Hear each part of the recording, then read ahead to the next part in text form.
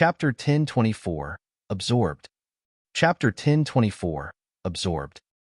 Guoxiuan didn't move, yet the puppet tiger roared as it hurriedly leaped before Ling Han. Xiao, xiao, xiao.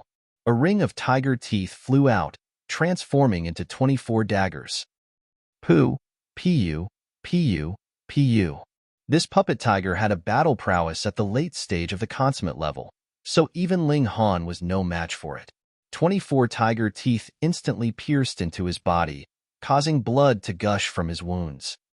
Even though his physique was extraordinarily sturdy, it was still unavoidable that he would be wounded by an opponent who had a battle prowess at the consummate level. After all, there was a huge gulf between each sub-minor level of the immortal levels. The puppet tiger sucked in a powerful breath as it attempted to retrieve the teeth that it had spat out. "In your dreams," Ling Han said with a sneer. With a thought, his divine sense wrapped around the 24 dagger-like teeth and instantly absorbed them into the Black Tower. There was no martial intent on the teeth, so it was extremely easy for Ling Han to place them into the Black Tower. What? Guoxiuan's eyes widened in shock and surprise. How is this possible? The biggest flaw of puppets was that they didn't possess any self-awareness. Thus, it was extremely easy to place them into Spatial Spirit Tool. However, the method to mitigate this flaw was also extremely simple. That was, one could simply transform the body of the puppets into Spatial Spirit Tools as well. Indeed, only great elites at the Genesis tier could forge Spatial God Tools. But Spatial Spirit Tools? Such tools were widely available and, with a little effort, could be forged by cultivators at the Shattering Void tier. Starting from the Mountain River tier, creating a small and unstable space really couldn't be any easier. It was common sense that one spatial spirit tool couldn't absorb another. This wasn't due to storage volume, but rather due to the quality of such tools. Meanwhile, regardless of whether it was the puppet tiger or the tiger teeth that it had spat out, all of these contained an independent microspace within them. The reason for this was naturally to prevent others from absorbing them into a spatial spirit tool. But now, the 24 tiger teeth had vanished in the air. Guoxiuan racked his brains in an attempt to make sense of the situation, yet due to his limited cultivation level and knowledge, how could he ever suspect that it was a spatial god tool? Thus, he could only wallow in his shock and disbelief. Ong! The puppet tiger roared angrily and swiped its paws at Ling Han as it ferociously lunged toward him. Ling Han also came to a sudden realization. It could be said that the Black Tower was a natural nemesis of puppets. As puppets didn't have any will or martial intent, he would be able to absorb them into the Black Tower simply by wrapping his divine sense around them. Haha, this is wonderful. He gazed at the puppet tiger, even clasping his hands behind his back as he did so. His air of arrogance was already soaring through the heavens. Meanwhile, however, his divine sense was already expanding toward the puppet tiger like a net. The speed of the puppet tiger's lunge was incredible, and any other cultivator at the medium extreme would definitely be ripped to shreds before they could even wrap their divine sense around the puppet tiger's body. After all, there was a gulf of 2 minor levels between them. Moreover, even if they were able to wrap the puppet tiger with their divine sense, it was very likely that it would be able to rip through it. However, the strength of Ling Han's divine sense was far above his cultivation level, and it had even more so become tremendously tough after being tempered by the indestructible Heaven Scroll. "You're seeking death," Guoxiuan screeched. He pointed at the puppet and said, "Kill that person. Still, be careful not to obliterate his body. Otherwise, it'll be a pain to piece it back together." The puppet tiger lunged over. Shwa! It vanished. Pooh! Guoxiuan was so shocked that his eyes almost popped out of his head. His mouth gaped open, and even his tongue was shuddering slightly. It disappeared. It was a puppet at the consummate level of the Mountain River tier, and it disappeared soundlessly just like that? I'm not dreaming, am I? Xiao. At this moment, Luo Wu pushed Shui Yinyu back with a punch and charged toward Ling Han. Although he had received a command to kill both Ling Han and Shui Yinyu, His memories from his previous life still affected him, causing him to harbor a stronger hostility toward Ling Han. Thus, he was determined to kill Ling Han before he killed Shui Yinyu. Retreat! Retreat! Guo Xiuwen shouted frantically. He had already become aware of Ling Han's uncanny abilities. Ling Han turned his head around to glance at Luo Wu. He had always planned to kill Luo Wu, yet Luo Wu's fate right now was probably even worse than a simple death had already died. Yet he was still being commanded around like a dog. Ling Han shook his head. Such a person didn't deserve his sympathy. He was merely sighing about fate. Luo Wu was only a puppet right now, so of course his decision-making couldn't compare to that of a real person. Although Guo Xiuwen had issued a command, Luo Wu had already launched an attack. Thus, he would naturally have to complete this attack before retreating. Xiu. Luo Wu also vanished. Ling Han turned around to smile at Guo Xiuwen and said, "There's only you and me left now." Guo Xiuwen trembled in fright. Generally speaking, alchemists, formation cultivators, and weaponsmiths all had a common flaw. That was, their battle prowess wasn't high. It would be already quite excellent if their battle prowess was equivalent to their cultivation, while it would be almost impossible for them to possess a battle prowess that exceeded their rank. The reason for this was simple. They spent most of their time and effort on areas other than martial arts, so how could they increase their battle prowess? If this were not the case, it would be far too unfair to others. Guo Xiuwen was no exception to this trend. However, he was a puppeteer, and he had been protected by two puppets just then. Moreover, the puppet tiger had possessed a battle prowess at the consummate level of the mountain river tier. That being the case, what did it matter whether his own battle prowess was powerful or not? The puppets were the root of his confidence. Now, however, both of his puppets had vanished mysteriously and without as much as a peep. This baffled him and also terrified him. In addition, his cultivation level was only at the late stage of the medium extreme, so he truly didn't have any confidence in his own battle prowess. More importantly, the soundproofing ability of this room was far too good. No one would hear his cries for help even if he screamed at the top of his lungs. His only hope was to escape from this place. "I'll make a run for it." He wasn't good at hiding his intentions, and his eyes drifted toward the door as this thought flashed through his mind. He immediately made a dash for the door, hoping he could escape and call reinforcements. Now that it had come to this, his initial thoughts of hiding Ling Han and refining him into a puppet of the Sun-Moon tier had naturally disappeared as well. He would consider these matters after escaping from here. To his surprise, Ling Han didn't pursue him. "Excellent!" he exclaimed in his mind. A delighted smile stretched across his face as he drew closer and closer to the door. "Xiu!" A cold glint shot over. "Ah!" Guo Xiuwen shrieked in pain as he viciously face-planted into the floor. He turned around, only to see that there was a wound on his leg. He had no idea what it was caused by, yet it was clear that several meridians and tendons in his thigh had been snapped. This damage was naturally caused by the annihilating Dragon Star Arrow, an attack that was as quick as light.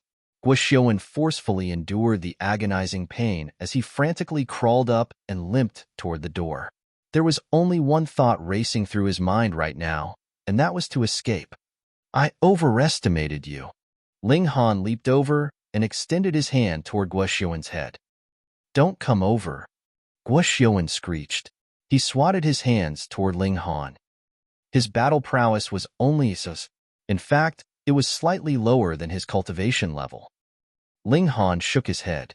Guo Xiuwen's counterattacks and struggles were completely useless in the face of his overwhelming power, and he was able to capture him with a single move.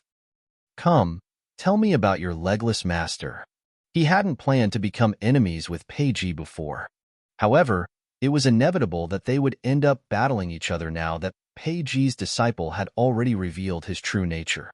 Thus, Ling Han had to seize this opportunity to learn about his opponent's abilities. Chapter 1025, Aura of the Demon Master. Chapter 1025, Aura of the Demon Master.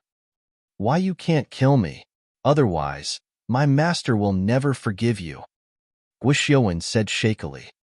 Ling Han shook his head and said, I thought that someone as freakish and ruthless as you would also be ruthless toward themselves. How are you so cowardly? Ling Han threw Luo Wu's corpse aside. It was genuinely a corpse now, as the true origin stones inside had already been extracted and the formations carved into it destroyed. Apart from its bones being relatively sturdy, this corpse had little difference from other ordinary corpses. You created this puppet, am I correct? Ling Han pointed at the corpse and continued. You were ruthless enough to dig the organs out from others, yet you're afraid of suffering a similar fate. Guo Xiuan shuddered in fright and frantically explained, it's different. That's only a piece of raw material, not a human. Ling Han was slightly astonished. Guo Xiuan's outlook on life was already completely twisted. He was clearly a coward, yet he was somehow able to commit such disgusting atrocities. Ling Han slapped him across the face and said, I don't want to read your disgusting memory, so answer my questions. Shui Yinyu walked over and placed her sword on Guo Xiuan's neck. What's the point of speaking with such people? They're better off dead. No. Guo Xiuan was extremely terrified. Don't kill me. Don't kill me. I'll tell you everything that you want to know. Please don't kill me. The sound of pissing could be heard as Guo Xiuan shrieked in terror. He had wet himself in fright. Shui Yinyu hurriedly pinched her nose as she retreated into the distance. Ling Han also wanted to give him a good hard kick. There truly weren't many people who were as cowardly as him. Tell me everything you know, he said coldly. Guo Xiuan nodded vigorously and said, As you wish, as you wish. I'll speak. I'll tell you everything. He started to tell a story. He had already become Pei Ji's disciple over 30,000 years ago. At that time, he was only 6 or 7 years old. Perhaps he was 2 years older than that, or perhaps he was 2 years younger than that. It was too long ago, so his memory of that time had already become hazy. In these 30,000 years, he had learned martial arts and puppet making from Pei Ji. During that time, Pei Ji had also taken in 4 more disciples. Guo Xiuan had initially been unaware of how he had become Pei Ji's disciple, yet he saw a shadow of himself on his 4 junior brothers' bodies. Although this island was isolated, the sea was no stranger to all kinds of unforeseen circumstances. There were tsunamis and there were pirates, and in the decades and centuries that passed, people would occasionally drift over to this island. However, none of them could escape the fate of being refined into a puppet by Pei Ji. Sometimes, there were children among those who arrived, and Pei Ji would choose a few talented ones to become his disciples. If he later discovered that there was no value in raising them, he would kill them without mercy. Thus, Guo Xiuan deduced that he himself was also the descendant of someone who had drifted here. His parents had been killed by Pei Ji, yet due to his relatively good talent, he was spared by Pei Ji and even taken in as a disciple. He had been too young at that time, so he was unable to remember any of these events. Or perhaps he had been traumatized so much that these memories were suppressed in some hidden corner of his brain. However, even if he knew the truth, he still didn't dare develop any shred of hatred toward Pei Ji. After all, Pei Ji had 2 pseudo-Sun Moon tier puppets. Even if he and the other 4 disciples were to team up, they would still be easily insta-killed by these 2 puppets. Pei Ji was an outstanding puppeteer, yet it seemed like he had experienced some dramatic event that made him uninterested in developing his talents. Instead, he chose to become a tyrant on this island, someone who brought nightmares to those who drifted to this place. As for Pei Ji's background and history, Guo Xiuan knew absolutely nothing. He merely knew that the colossal pit was extremely mysterious. A peculiar mist-like matter would drift out from it every year, and if it was fused into a puppet's body, it would cause the puppet to become much stronger than before. Moreover, creating a puppet usually took several months, yet with the help of the divine mist, this time would be compressed into a mere few days. Divine mist? Ling Han's interest was piqued, and he said, Where is it? Show me. Guo Xiuan trembled nervously as he crawled up and opened a drawer. He retrieved a jade vial and said, The divine mist is enclosed in here. He lowered his head to hide the viciousness that was flashing across his eyes. This divine mist was extremely helpful in creating puppets, but it would corrode one's divine sense if they were to directly inhale it. It would transform one into a puppet-like tool whose only aim was to kill. The only difference was that they wouldn't listen to commands. Once he dealt with Ling Han, Guoshuan wouldn't be afraid of the remaining woman in the least.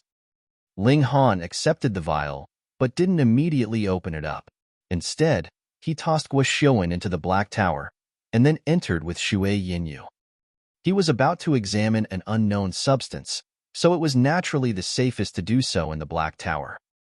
Small tower, can you determine what this is? Ling Han tossed the jade vial into the air. Pa!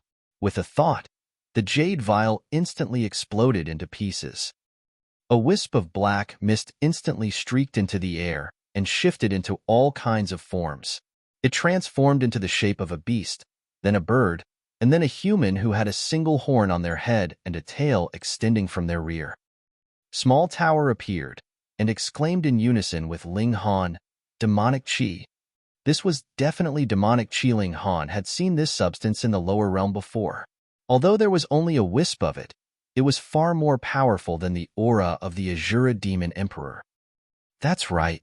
A thought flashed through Ling Han's mind, and the Azura Demon Emperor was immediately brought before him. This demon had been confined in the Black Tower this entire time. My respects to Master.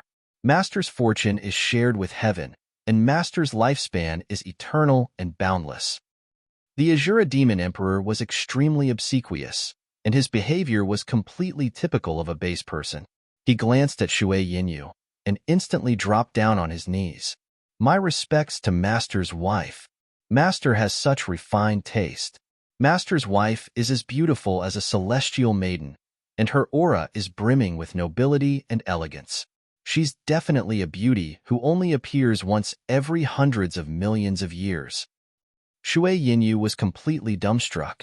How can there be such an obsequious person? Does he have no face? Ling Han humphed and said, "Enough with the nonsense. Hurry up and check this demonic Qi out. Tell me about its origin." As you wish, as you wish. The Azura Demon Emperor hurriedly nodded and bowed before turning his gaze to the wisp of demonic Qi. His smoke-like body involuntarily quaked, and he stuttered, This is a wisp of demonic Qi from a demon master." Demon master? Ling Han glared at him and said, "Explain more clearly." The Azura Demon Emperor was completely void of any temper now, and he immediately started to nod and bow again. In the immortal realm, those who have reached the Genesis tier are referred to as saints. In the netherworld, however, those who have reached the Genesis tier are referred to as demon masters. Shui Yinyu was astonished by the sight of the Azura Demon Emperor, and she interjected, "This is a demon from the netherworld?" This lowly demon is indeed from the netherworld. As expected, the eyes of Master's wife radiate with a brilliance that sees through all of my thoughts. The Azura Demon Emperor flattered Shui Yinyu relentlessly. Ling Han was astounded by the revelation. This wisp of aura was left by a demon master whose rank is equivalent to the Genesis tier. Hang on, wasn't there a suppressed passageway in the flame cave of the Heavenly Sea Mystery Realm? And wasn't there a being who referred to itself as Demon Master Zhen, trying to break through the passageway and enter this realm? Gasp! He had actually quarreled with a great elite at the Genesis tier. The beauty of Master's wife is like the sun in the sky that blinds one with its dazzling radiance. The aura of Master's wife is like the brilliant moon whose chastity makes one drop their head in shame. The Azura Demon Emperor knew no shame as he continued to praise and flatter Shui Yinyu. However, at some point in time, he suddenly lunged toward the wisp of demonic Qi in the air. Ha ha ha ha! Once I fuse with this wisp of demonic Qi, my power will soar rapidly, and I'll recover a battle prowess of the Mountain River tier. Killing you two will be as easy as slaughtering defenseless chickens. The Azura Demon Emperor laughed excitedly as it neared the wisp of demonic Qi. Chapter 1026, Completely Subjugated. Chapter 1026, Completely Subjugated. The Azura Demon Emperor was a coward who was extremely afraid of death. In order to stay alive, he had even kneeled down to lick the feet of Ling Han, who had only been at the heaven tier at that time. However, as the saying went, a great being knew when to yield and when not to yield. The Azura Demon Emperor had yielded for so long because he was waiting for a chance to rise up. And now, his chance had finally come. His battle prowess had fallen dramatically after he traveled through the barrier between the two realms and forcefully entered the small world. His battle prowess had fallen to 15 stars of the Shattering Void tier, and he knew that he was no match for a freak like Ling Han. However, his battle prowess would instantly soar back to the low extreme of the Mountain River tier if he were able to absorb this wisp of demonic chi. So what if Ling Han was supremely talented and freakish? Would he be able to defend against the power of an immortal-level cultivator? There was absolutely no way. There was a look of intoxication on the Azura Demon Emperor's face as he arrived before the wisp of demonic chi. He would receive tremendous benefits if he were able to absorb this wisp of Demon Master-level demon chi, as there was a shred of a Demon Master's comprehension contained within it. To beings of the immortal realm, this wisp of aura was no different from a fatal poison. To beings of the netherworld, however, this wisp of aura was a supreme tonic. Moreover, it was actually a good thing that there was only a wisp of this aura. Otherwise, if there were more, the Azura Demon Emperor wouldn't dare absorb it. If he absorbed too much, he would definitely be crushed by the overwhelming power contained within it. After all, the Genesis tier was far too powerful. I'm only an inch away. Half an inch? Huh. Why can't I advance any further? The Azura Demon Emperor turned around in shock, only to find that he was already firmly gripped in Ling Han's hand. He was unable to move forward even a single millimeter. Ling Han smiled and said, "Not bad. Your courage has grown quite a lot." "Master, you jest?"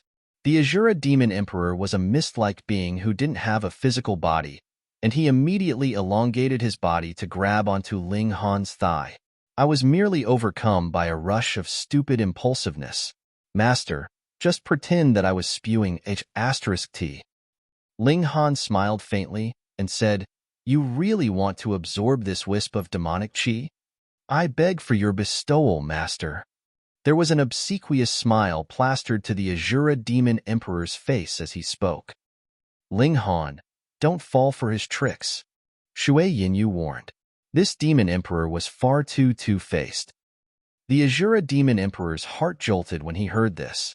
Ling Han seemed like he were about to grant his wish, yet Shui Yinyu's warning would potentially change his mind. "Fine, I'll bestow this demonic chi unto you," Ling Han said with a smile. The demonic chi was merely a poisonous substance to him, so it held little value. He released his grip on the Azura Demon Emperor. The Azura Demon Emperor was overcome with exuberance, and he immediately opened his mouth and swallowed the wisp of demonic chi. Boom! His body expanded like a balloon, yet he quickly shrunk back down again, returning to his normal size. He didn't appear any different, yet they could clearly sense that the Azura Demon Emperor's aura was rising rapidly. He broke through to the immortal level in the blink of an eye, releasing a vast and profound aura. Peak stage of the low extreme of the Mountain River tier. Ha ha ha ha. The Azura Demon Emperor immediately started to roar with laughter. There was a smug look on his face, and he said, "Ling Han, oh Ling Han, you truly are stupid beyond belief. You actually allowed me to regain my strength. Today, I'll show you what immortal-level power truly looks like." Shui Yinyu was transfixed with astonishment. She wasn't astonished by the Azura Demon Emperor's power, but rather by the shamelessness that he displayed. His attitude toward them had flipped faster than one could flip the page of a book. He had still been calling them master and master's wife just a moment ago, yet he was suddenly so arrogant and smug right now. Did he know no shame? Ling Han smiled calmly and said, "Your strength has recovered to the peak stage of the low extreme of the Mountain River tier?" "Huh? How do you know?" The Azura Demon Emperor was slightly surprised. It was only normal that Ling Han knew that he had reached the immortal level. However, him being able to determine his cultivation level appeared extremely uncanny. An ominous feeling welled up in his heart. Ling Han sighed and said, "Little Azura, how many years have you been in here for?" "You have no right to refer to me as Little Azura. I'm the Azura Demon Emperor. The Azura Demon Emperor replied angrily. He had only bowed down to Ling Han because great beings all knew when to yield and when not to yield. Did they think that he was truly shameless and cowardly? Of course he wasn't. Ling Han continued, "You've been in here for so long that you've already turned stupid. Did you really believe that my strength wouldn't advance after so many years?" "Why you?" The Azura Demon Emperor's expression changed drastically upon hearing this. This brat was a freak who couldn't be underestimated. Ling Han smiled faintly and unleashed his aura. An aura that was far more powerful than the Azura Demon Emperor's aura instantly swept through the air. "Master!" The Azura Demon Emperor immediately threw himself to Ling Han's feet and grabbed onto his leg. He nudged his head against Ling Han's leg and said, "This underling missed you immensely. Not seeing you for one day felt like being apart for 3 full years." Shui Yinyu grimaced in speechlessness. "Weren't you pretty aggressive just then?" Ling Han asked casually.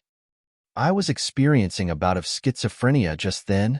The Azura Demon Emperor suddenly became serious and said, "I'm sure you're aware of it, Master, but when someone is locked up for too long, they'll slowly go insane and even develop personality disorders. That was exactly what happened to me. However, please be at ease, Master.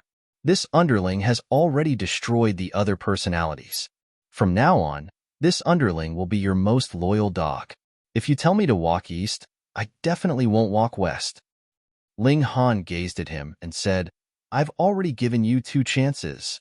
If the Azura Demon Emperor could sweat, he would definitely be drenched in cold sweat right now. Anyhow, he still wiped his forehead out of habit. After all, he had resided in a human's body for a long time and was already accustomed to such an action. Rest assured, Master, I definitely won't disobey you for a 3rd time," the Azura Demon Emperor vowed. This time, he had genuinely been terrified by Ling Han. Only a few years had passed, yet Ling Han had already advanced into the immortal level from the heaven tier. Moreover, he had done more than just advance into the mountain river tier, had already reached the medium extreme of the mountain river tier. If he continued at this rate, he would be able to reach the Genesis tier in a few thousand years, or perhaps only a few centuries. There would be no harm in following such a master. In fact, there would instead be an abundance of opportunities. The Azura Demon Emperor definitely had a pragmatic personality. He instantly came to a decision in his mind, was willing to be an underling, an obedient dog, as long as Ling Han could maintain his rate of growth. He knew that even if he were a dog, he would still be an extremely noble and powerful dog.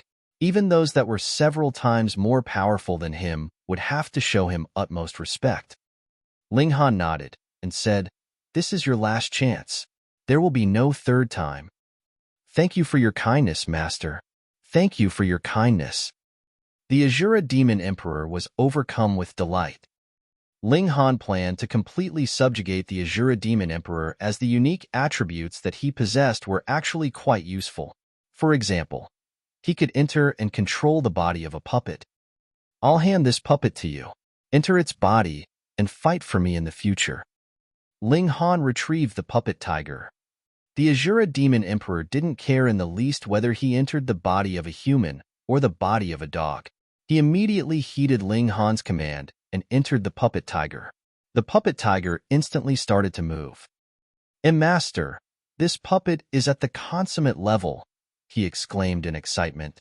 One had to realize that, at his peak, he only had a cultivation level at the medium extreme. He was still a long way off from reaching the consummate level. "Are you not satisfied?" "I'm satisfied. Very satisfied. As satisfied can be." The Azura Demon Emperor was shaking with excitement. Ling Han nodded and said, "As long as you remain honest and do my bidding, I can even give you puppets at the Sun Moon tier and Heavenly Body tier in the future.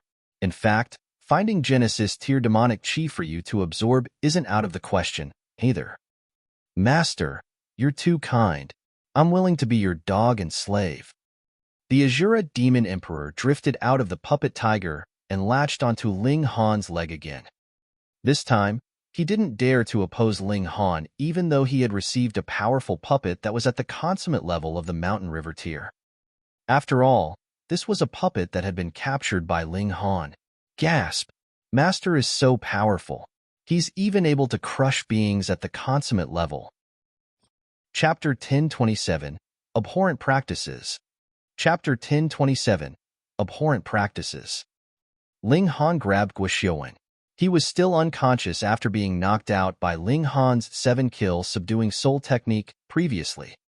This secret technique was naturally more deadly to those of a lower cultivation level. In fact, cultivators at the low extreme could be easily killed by it. Guoxiuan's eyes shot open as he was slapped awake. However, he was completely stupefied by what he saw. Where is this? How long was I unconscious for us to have reached some unfamiliar place so far away from the island? Why you? You!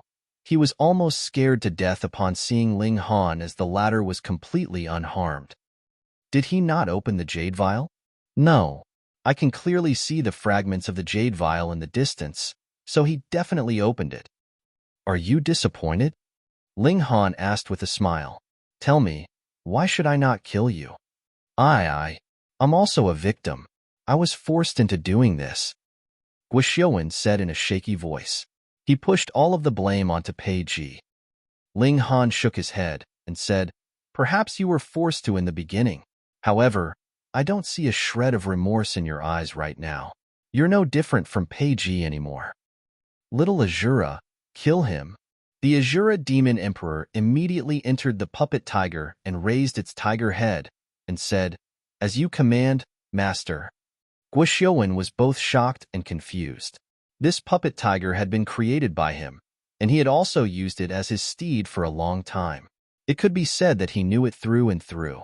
However, this puppet tiger actually opened its mouth to speak just then. This almost frightened him to death.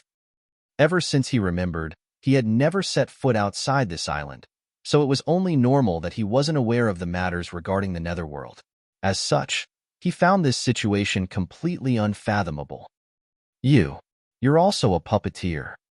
He was convinced that he had figured out the truth. Ling Han was definitely a puppeteer who was numerous times more skilled than him, thus allowing him to easily capture his puppet and even give it the ability to speak. His supreme skills made the puppet tiger extremely lively, as if it were truly sentient and intelligent. The Azura Demon Emperor leaped over and snapped its jaws shut, crushing Guoxiuan's neck with a single bite. Guoxiuan's divine sense was also obliterated by this overwhelming attack, and the life drained from him in the blink of an eye. Stay by my side and don't attack without my command, Ling Han said.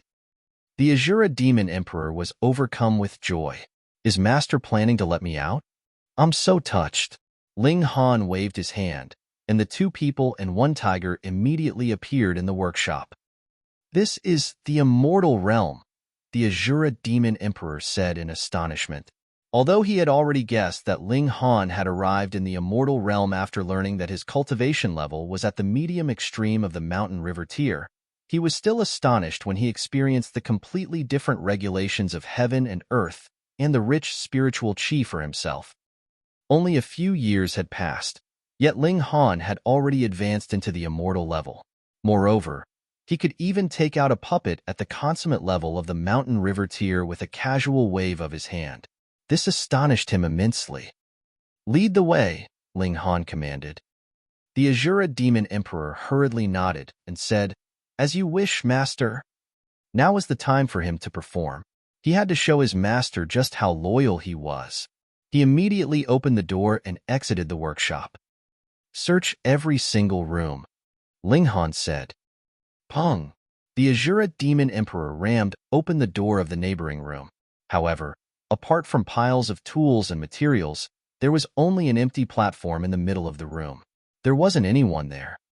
They left the room, and the Azura Demon Emperor rammed open the door of another room. Ugh! A distressed expression appeared on Shui Yinyu's face. She immediately turned around and started to vomit. The layout of this room was identical to that of the previous two rooms, with piles of tools and materials sitting everywhere. There was also a platform in the middle of this room, yet unlike the other two rooms, there was a corpse that had been cut into 8 pieces resting on top of it. It was Fanyong. He hadn't been refined into a puppet yet, and thus his expression of terror from before his death was still frozen onto his face. The sight was enough to send shivers through one's body. In fact, Ling Han held a suspicion that Fanyong had still been alive when he had been cut into 8 pieces. How could one not be petrified as they watched their body being dissected, their organs being dug out, and their blood flowing out drop by drop? It was no surprise that the expression on his face was so twisted. "This bunch of monsters," Shui Yinyu said angrily. Ling Han unleashed his divine patterns of flame and burned Fanyong's corpse into ashes. Although there was strong animosity between them, Fanyong's crimes also disappeared along with his death. Next room. The Azura Demon Emperor obediently led the way. He knew that his master was in an extremely bad mood right now, with even his tone being icy cold as if it had seeped out from an ice cave. Meanwhile, he found these sights to be extremely normal and unsurprising. Wasn't it just a dismembered corpse? The netherworld had tons of things that were hundreds, or even thousands of times crueler and bloodier than this. Pong! He rammed his way into the 4th room. There was a living person? How? How did you people enter? Huh. Isn't this senior brother's puppet tiger? Why is it with you guys? The person in the room was Tong Yulong, and he was currently busy with making his puppet. He had only turned around because he had heard a disturbance. A female body that was being processed lay on the platform that was already painted red with blood. Her slender legs and arms had already been severed from her torso, and her abdomen had also been sliced open. Tong Yulong was in the process of digging out her organs. This female was none other than Lu Ying. To their surprise, she still hadn't drawn her last breath yet. Her eyes slowly focused on Ling Han, and her lips trembled a little. However, she was unable to make a single sound. This didn't matter, though, as Ling Han could guess what she wanted to say: kill the monsters on this island. Also, kill her and free her from this world of pain. Kill him, Ling Han commanded coldly. The Azura Demon Emperor immediately lunged toward Tong Yulong. Roar! A puppet wolf appeared and blocked the Azura Demon Emperor's advance. This puppet was also at the consummate level of the Mountain River tier, meaning that its battle prowess was no lower than that of the Azura Demon Emperor. Ling Han took a few steps forward and cast his divine sense out like a net. Xiao! The puppet wolf instantly disappeared from the room. Pooh! Like Guo Xiaowen from before, Tong Yulong's eyes also bulged out in shock, his tongue hanging out in disbelief. Meanwhile, the Azura Demon Emperor had already arrived before him and swatted his paw over. Pa! His head was obliterated, and the headless corpse crashed to the ground with a loud thud. Ling Han swung his sword and destroyed the remnants of Lu Ying's life force. Lu Ying gave him a grateful look as she shut her eyes one final time. Then, Ling Han waved his hand and burned Lu Ying's corpse to ashes. They entered the 5th room and discovered another victim. Yang Taichung. This sturdy man had also been dismembered, with each of his limbs immersed in some sort of silver liquid. Unlike Lu Ying, however, his life force had already completely vanished. He had already been dead for quite some time. He had most likely been dismembered sometime today, as Ling Han had still seen him in the morning. Ling Han only had killing intent for Luo Wu and Fanyong, and he didn't have any good impression of Lu Ying either. After all, she had come here to kill him. However, he harbored great respect for Yang Taichung as the latter could push his emotions aside and firmly follow his principles. There were few people who could do this. Moreover, they had battled side by side before, and he had even entrusted his back to Yang Taichung at one time. Rest in peace, Brother Yang. I'll definitely slay those monsters to appease your spirit, Ling Han said solemnly. Then, he turned around and said, let's return to our residence. Perhaps we can still save the others. Chapter 1028, Nemesis of Puppets. Chapter 1028, Nemesis of Puppets. Ling Han and Shui Yinyu hurried toward the courtyard that they had been living in. Just as they left the workshop, they saw Chuida and Yuanxiang walking over together. Chueda was extremely baffled when he saw Ling Han and Shui Yinyu walk over, especially since the puppet tiger was following behind them. What's going on? Weren't they meant to capture these two people? What's with this situation? What on earth happened? This doesn't make any sense at all. Die! Ling Han roared. The Azura Demon Emperor immediately charged toward Chueda. It had to be said that he was quite smart. Ling Han hadn't explicitly said whom he wanted to kill, yet the Azura Demon Emperor directly chose to target Chueda. He probably thought that, as a man, Ling Han wouldn't want him to kill a beauty like Yuanxiang. Chueda's puppet bear leaped out to battle with the Azura Demon Emperor. Brother Ling, what's the meaning of this? Yuanxiang asked in confusion. Oh, you can thank me later, Ling Han said calmly. Pei Ji and his 5 disciples wanted to refine all of us into puppets, and Luo Wu, Fanyong, Luing, and Brother Yang have all been killed already. What a load of bullsh**. Chueda retorted. Lady Yin, don't listen to his nonsense. He's simply accusing me with no evidence at all. I invited you because I sincerely want you to witness the beauty of newly refined puppets. I would never fathom bringing harm to you. Heh, Guoshuan said the exact same thing, Ling Han said with a cold chuckle. He walked over and directly absorbed the puppet bear into the Black Tower. He didn't have the patience to argue with Chueda anymore. Chueda and Yuanxiang were both astounded by Ling Han's actions. Meanwhile, the Azura Demon Emperor charged over and quickly swatted Chueda to death. Without their puppets, the battle prowess of puppeteers was truly too terrible to look at. Ling Han shook his head when saw that Yuanxiang was still lost in a daze, and said, I'll explain when we gather everyone together. They hurried back to where the courtyards were located. Ning Tai and Bu Zhengyan both appeared and tried to capture Ling Han, yet both of them were swatted to death by the Azura Demon Emperor after having their puppets easily stripped away by Ling Han. Pong, pong, pong.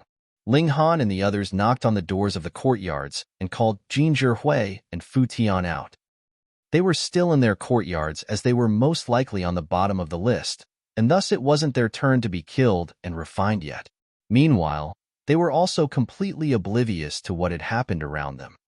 Ling Han recounted what they had seen just then, and the expressions of Jin Zhihui and the 2 others instantly changed drastically. I'm going to kill that old bastard. Fu Tian roared furiously. The veins on his body suddenly bulged, and the hair on his head also stood on ends as a devastating aura emanated from his body. What do you two think? Ling Han turned to look at Yuanxiang and Jin Zhihui. Kill them all, Jin Zhihui said as he waved his fist. Yuanxiang nodded, but remained silent. Very well.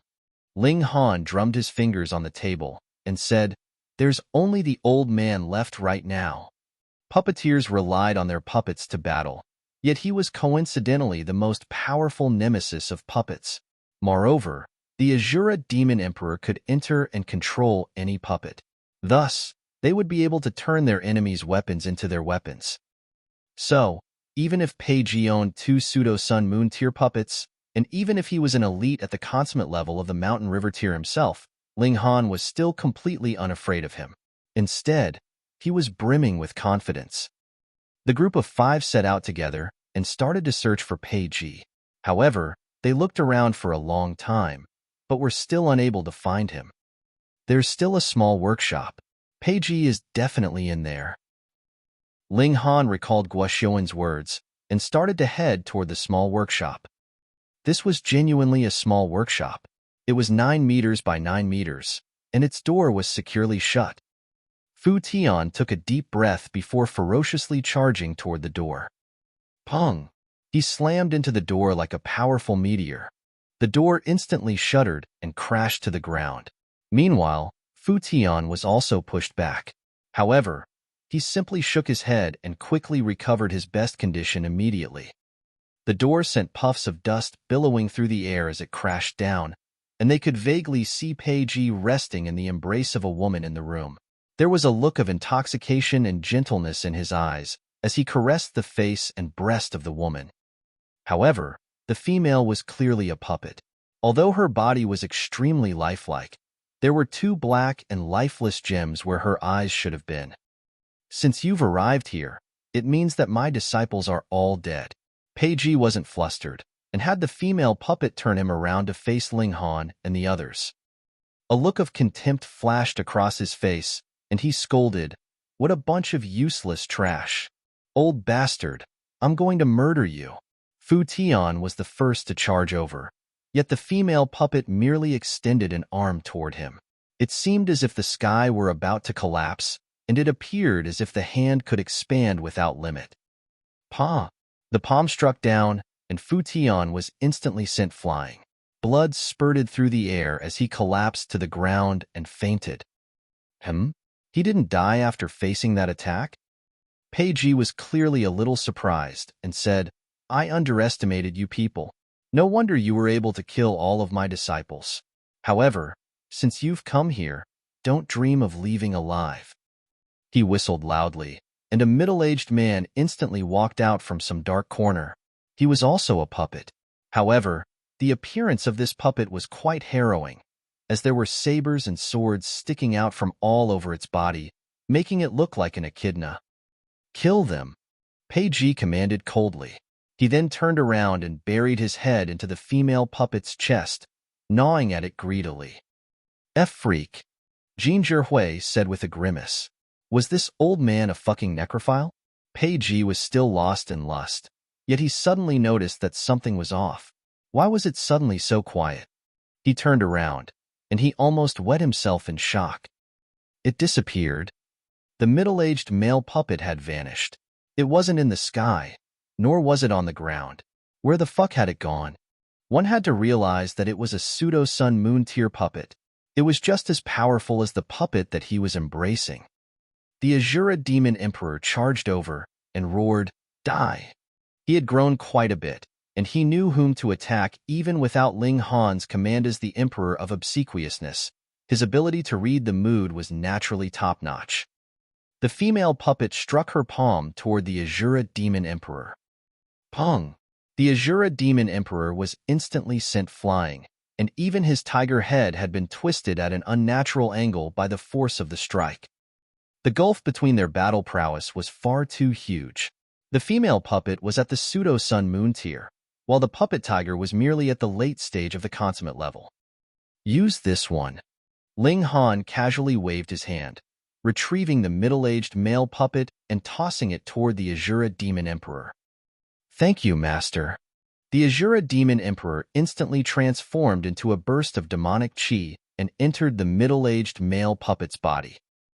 Such a powerful feeling. He waved his arms around with a smile and said, "Using a humanoid body sure is easier." What kind of monstrosity is this? Pei Ji was stunned by the sight of the Azura Demon Emperor. He had handcrafted this puppet, so how was it captured by that person so easily? And why could it be controlled so easily? "You're a monstrosity. Eat your uncle's attack." The Azura Demon Emperor charged over again, though he didn't dare refer to himself as Emperor anymore. However, he still had the confidence to refer to himself other people's Uncle One. The female puppet dashed over, and the two pseudo-sun moon tier puppets immediately became locked in an intense battle. Pei Ji pressed down with his arms and jumped out from the female puppet's embrace. This puppet only knew how to battle, and there was no way that it could ensure his safety. If he was trapped between the two puppets, there was every possibility that he would be smashed into pieces. "Humph! Even if there's only me left, killing you people will still be a piece of cake," he sneered. To everyone's surprise, segments of metal started to extend from the stumps on his severed legs, instantly causing his body to become almost 6 meters tall. Chapter 1029, Scared Away. Chapter 1029, Scared Away. Pei Ji appeared extremely strange right now. He was still a normal person down to his thighs, yet from there on downward, his legs looked like the roots of some old tree. It was a complex entanglement of metal rods, and they lifted him up to become something like a giant. "Ha ha ha ha, watch how this old man annihilates you all." Like a gigantic centipede, the countless metal rods started to move and carry him toward Ling Han and the others. Everyone hurriedly dispersed to avoid being knocked over by Pei Ji's strike. Xiao, xiao, xiao. Ling Han unleashed his annihilating Dragon Star arrow and fired several volleys of origin power arrows. Some of these origin power arrows were silver-white, some were crimson-red, and some were earthen-yellow. The silver-white arrows were ordinary origin power arrows, while the crimson-red ones were imbued with the divine patterns of flame, and the earthen-yellow ones were imbued with the divine patterns of gravity. Pei Ji didn't dare face these arrows head-on, so he raised his leg and formed a dense net before his body that was surprisingly able to block the origin power arrows. Not only was this net able to block Ling Han's origin power arrows, but it was even able to block the attacks from the other people as well. The difference in cultivation level between them was a bit too large. Pei Ji was an elite at the peak stage of the consummate level, yet what about Ling Han and the other 4 people? Fu Tian was unconscious. Yuanxiang was at the late stage of the medium extreme, and her battle prowess was at the peak stage. Jin Zhihui was at the early stage of the medium extreme, and his battle prowess was also at the early stage. Shui Yinyu was at the peak stage of the low extreme, and her battle prowess was 1 star above her cultivation level. Ling Han was at the early stage of the medium extreme, and his battle prowess was 5 stars above his cultivation level, though his peak battle prowess could reach 6 stars. Even if they teamed up, they were still no match for Pei Ji. You brats actually dare attack me? You're all seeking death, Pei Ji said with a sneer. Shua. Ling Han cast a net as his body flashed about. He had been preparing the Crimson Ground locking net this entire time, and he was finally able to fully activate it at this moment. As the net flew out, it became larger and larger. This kind of treasure was naturally able to expand and shrink a great deal. At its limit, it could even envelop a mountain, much less Pei Ji, who was only 6 meters tall. Pei Ji didn't expect this, and the small size of the workshop meant that there was no room for him to hide, either. He was instantly enveloped by the net. What? Why did my power suddenly fall so dramatically? Shock spread across his face as his cultivation level fell to the peak stage of the high extreme. His cultivation level had fallen an entire minor level. One had to realize that as a puppeteer, he didn't possess a powerful battle prowess to begin with. Thus, he was understandably flustered now that his cultivation level had been reduced by an entire minor level. Moreover, the net that trapped him was made out of some peculiar material that he couldn't break free from no matter what. In fact, it even affected his mobility to some degree. He frantically let out a low growl, and the female puppet immediately turned around and grabbed at the Crimson Ground locking net.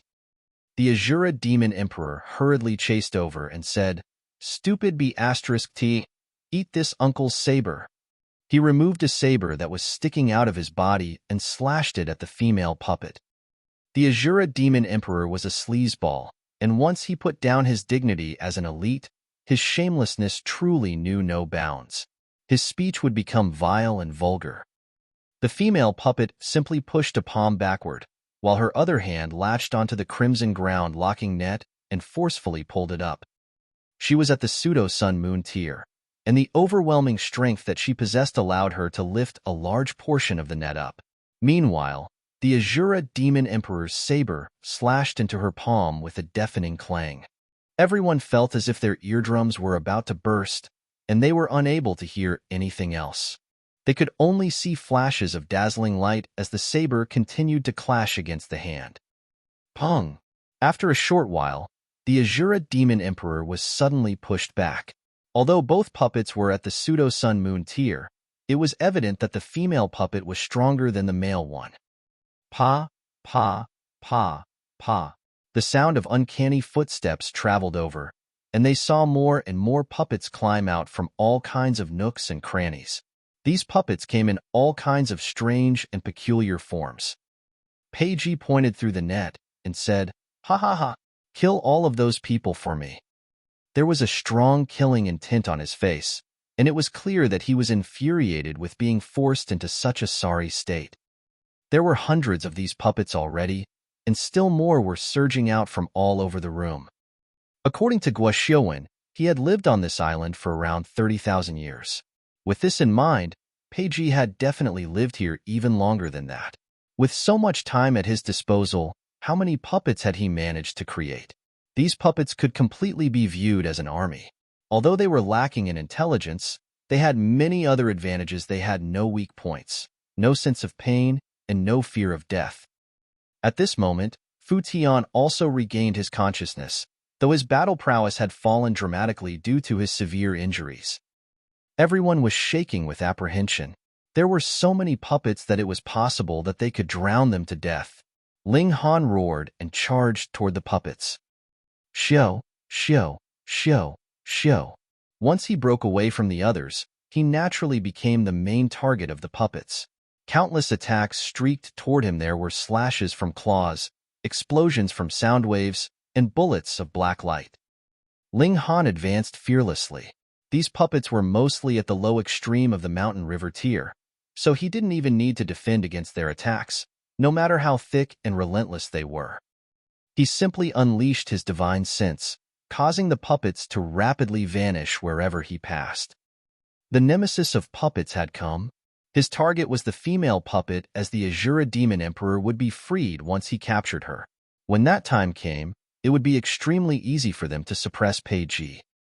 Hurry up and get rid of this net for me.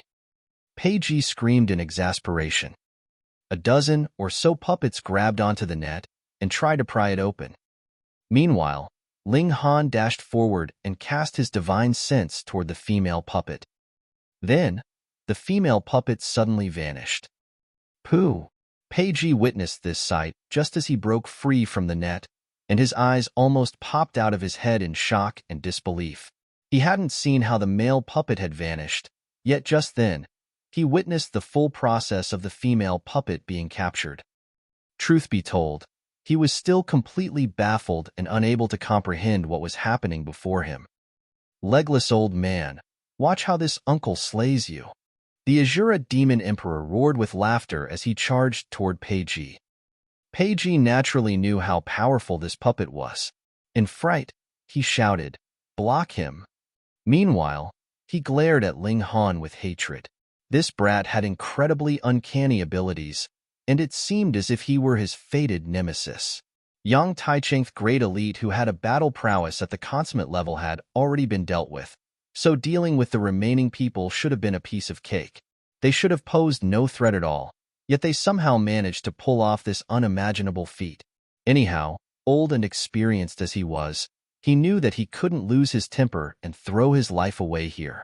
He immediately turned to flee, not forgetting to say, "Brat, if you pursue me, I can assure you that all of your companions will lose their lives." He laughed loudly as he fled into the distance. Ling Han hesitated briefly before turning back around to assist the others in destroying the puppets. Although there was a tremendous number of puppets here, the castaways had the Azura Demon Emperor, who was extremely powerful, as well as Ling Han, who was the nemesis of puppets. Thus, even though the puppets surged toward them in waves, they were easily mowed down like grass being cut. After about 30 minutes, the puppets finally stopped appearing, their numbers decreasing with each puppet that was killed. Chapter 1030, True Culprit.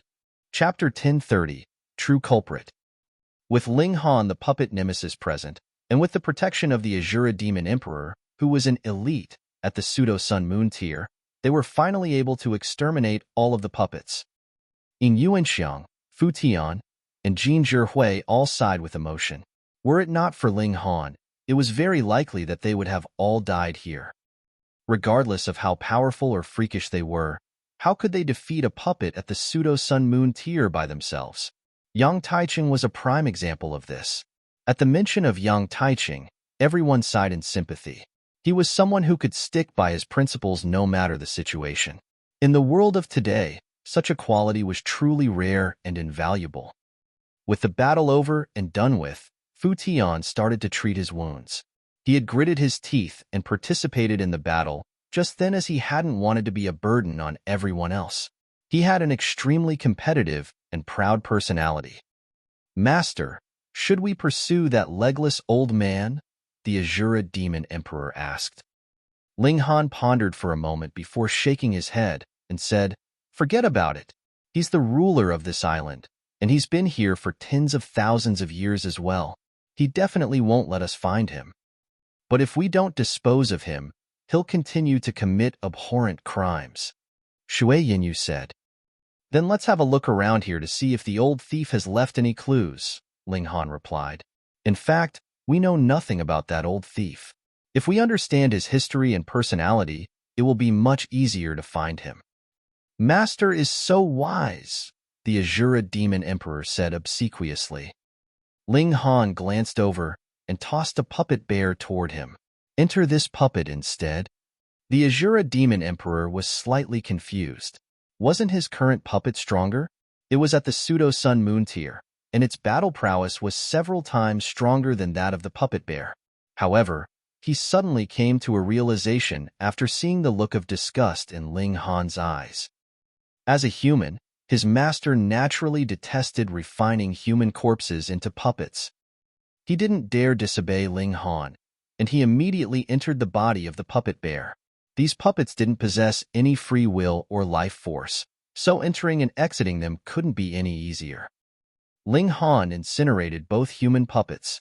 He had only kept them to battle Pei Ji, so now that their battle was over, it was also right for him to give the deceased a proper send-off. They started to look for clues in the small workshop. Ling Han hadn't held high hopes, yet they managed to find a diary that was kept by Pei Ji. This diary detailed the process and reason for Pei Ji's abominable hobby. So it turns out that the male and female puppets were his senior brother and senior sister. The three of them were all disciples of the same puppeteer. He secretly loved his senior sister, yet she married his senior brother. He didn't let his emotions show, yet after their master died, he poisoned the two of them before restraining and then refining them into puppets. No wonder the male puppet was stabbed full of sabers and swords. It was because Pei Ji hated him tremendously. What an absolute freak. He even refined the woman that he loved into a puppet. The diary also had a detailed description of how he had refined his senior brother and senior sister. Their insults, reprimands, fury, terror, and all kinds of other things were all carefully recorded. It was as if Pei Ji wanted to relive that experience through reading his diary. What kind of hopelessness would one experience when they're betrayed by their junior brother and refined into a puppet alive? Shui Yinyu's eyes were burning with anger as she shook her head. So, one can't simply focus on talent when taking in disciples. The most important factor is still their character. Otherwise, it's no different from raising a wolf. Ling Han also sighed with emotion, yet his words sent ripples of panic through the Azura Demon Emperor's mind. Was his master giving him a veiled warning? Wang. Right at this moment, a sword light lit up and pierced toward Ling Han's back. This strike was both quick and vicious, and it was more so completely unexpected.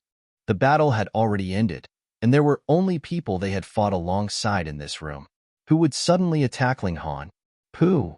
The sword pierced deep into Ling Han's body. Ling Han roared loudly and struck behind him. Meanwhile, the Azura Demon Emperor also came to his senses and hurriedly let out a growl before swinging his bare paws toward the assailant. The assailant didn't have time to retrieve their sword, so they could only release it and leap back. They instantly retreated 16 or so meters before descending like a cloud and landing lightly on their feet. The assailant was none other than Yuanxiang. Ling Han. Shui Yinyu shouted in shock, and immediately held Ling Han in support as tears rolled down her cheeks. The sword had run through Ling Han's body, and only the hilt was still visible on the outside. Jin Zhihui was both shocked and enraged as he glared at Yuanxiang, and he roared, What are you doing? Only Fu Tian remained sitting on the ground, yet it was clear that his muscles were already tight with tension. Ling Han simply stared at Yuanxiang. In a raspy voice, he said, So the culprit on the ship was actually you. How so? The careful expression that Yuanxiang had worn this entire time suddenly changed into an expression of pride and arrogance. Not only that, but her aura also changed dramatically, instantly shooting up to the consummate level of the mountain river tier. Ling Han coughed a few times as his face grew even paler and said, Just before Zhou Gaoyang died, he said that the culprit wasn't him. Yuanxiang had successfully stabbed Ling Han, so she was in no hurry at all. In order to stay alive, it's only natural that he would attempt to shift the blame elsewhere. Ling Han shook his head and said, if the culprit were him, he would have most likely only begged for forgiveness rather than try to shift the blame. Yuanxiang was slightly surprised and said, so, you started to suspect me? Indeed. Ling Han nodded and said, I was thinking that since the Dark Night Hall could send an assassin, why couldn't they send two? One in the open and one in hiding. Yuanxiang hesitated for a moment before bursting into loud laughter. Spot on. There's no need for me to deceive you any longer. I'm indeed an assassin from the Dark Night Hall.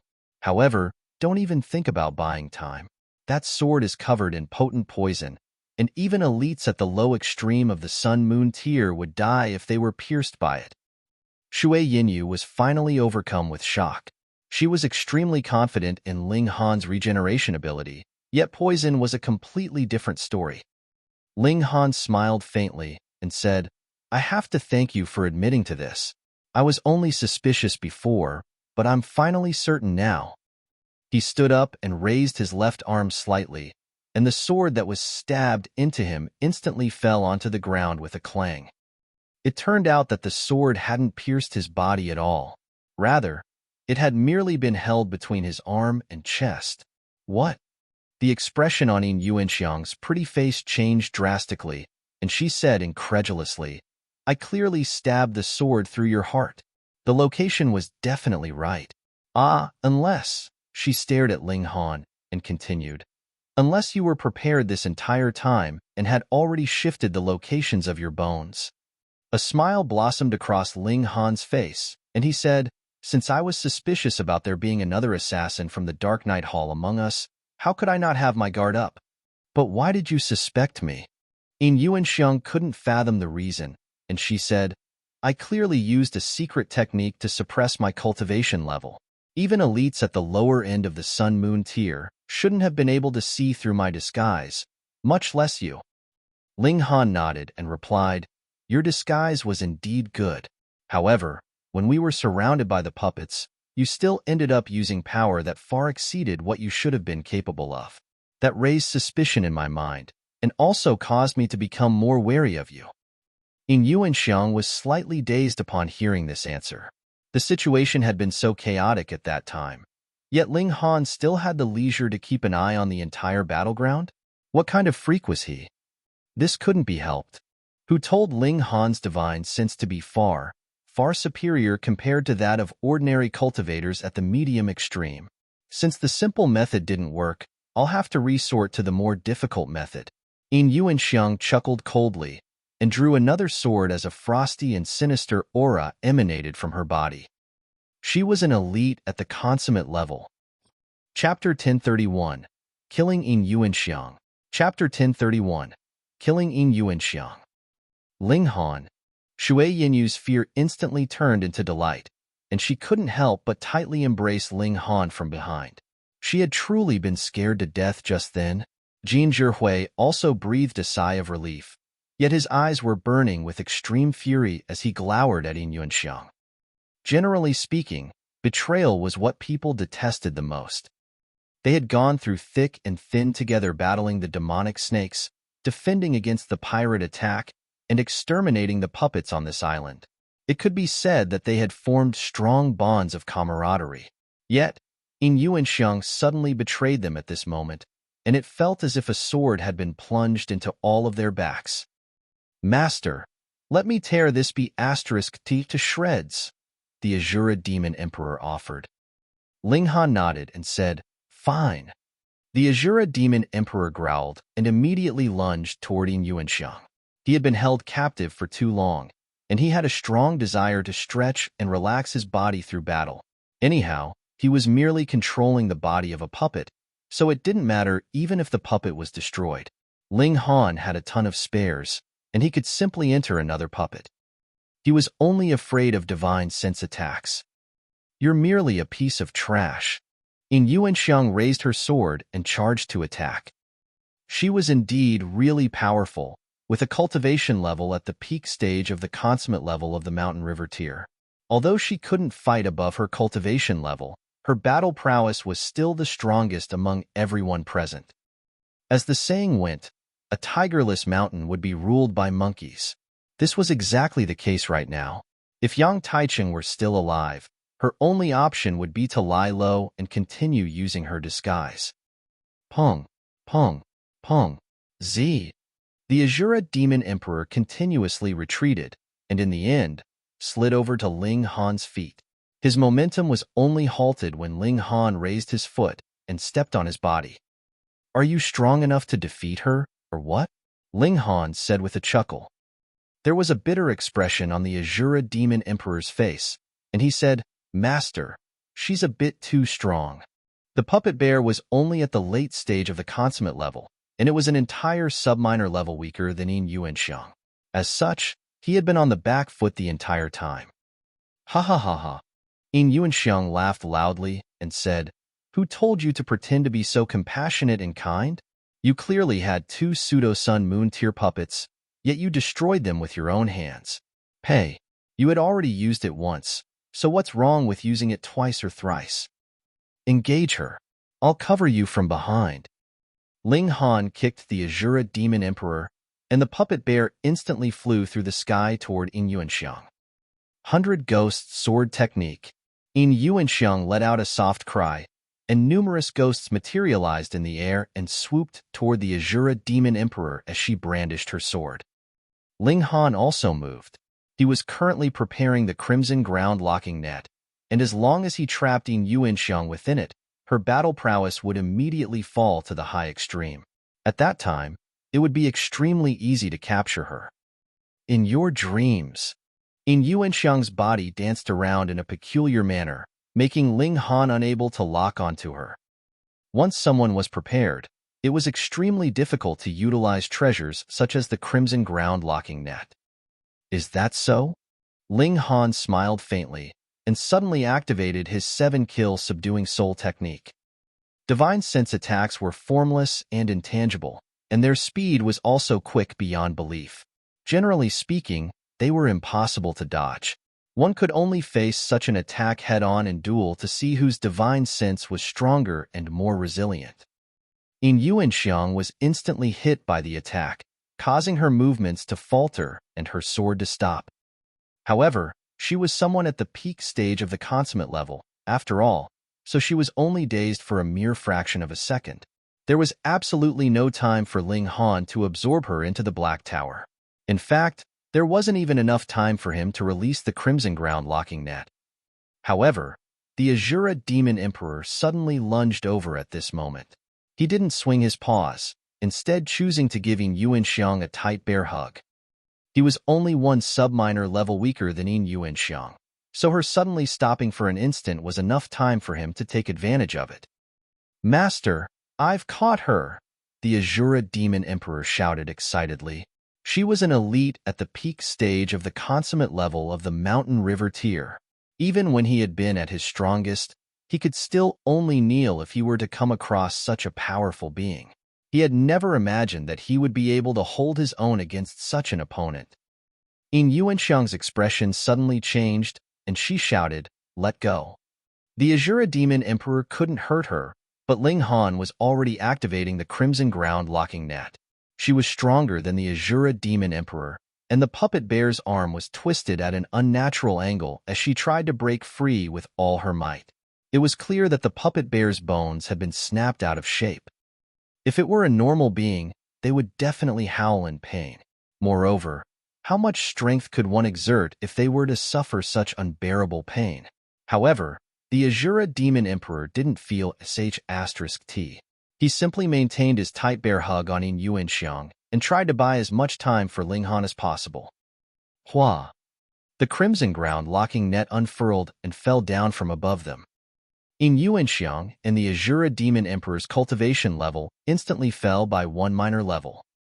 Yuanxiang unleashed her might, and bursts of sword chi shot out from her body and slashed at the Azura Demon Emperor. Her strength was still considerably above the Azura Demon Emperor's, so she was naturally at an advantage when battling against him. The body of the puppet bear became so mangled that it was barely recognizable. This was already thanks to the fact that the puppet bear had been tempered by secret techniques, causing its bones to become extremely sturdy. Otherwise, it would have already been torn to shreds by Yuanxiang's ferocious and relentless attacks. Ling Han drew his bow and activated the ultimate arrow. When the arrow pointed at Yuanxiang, she instantly felt a cold chill envelop her. She had a feeling that she would definitely die if Ling Han released this arrow. At this moment, she didn't have any time to ponder what kind of arrow technique this was, nor did she have time to mull over why it was so mighty and powerful.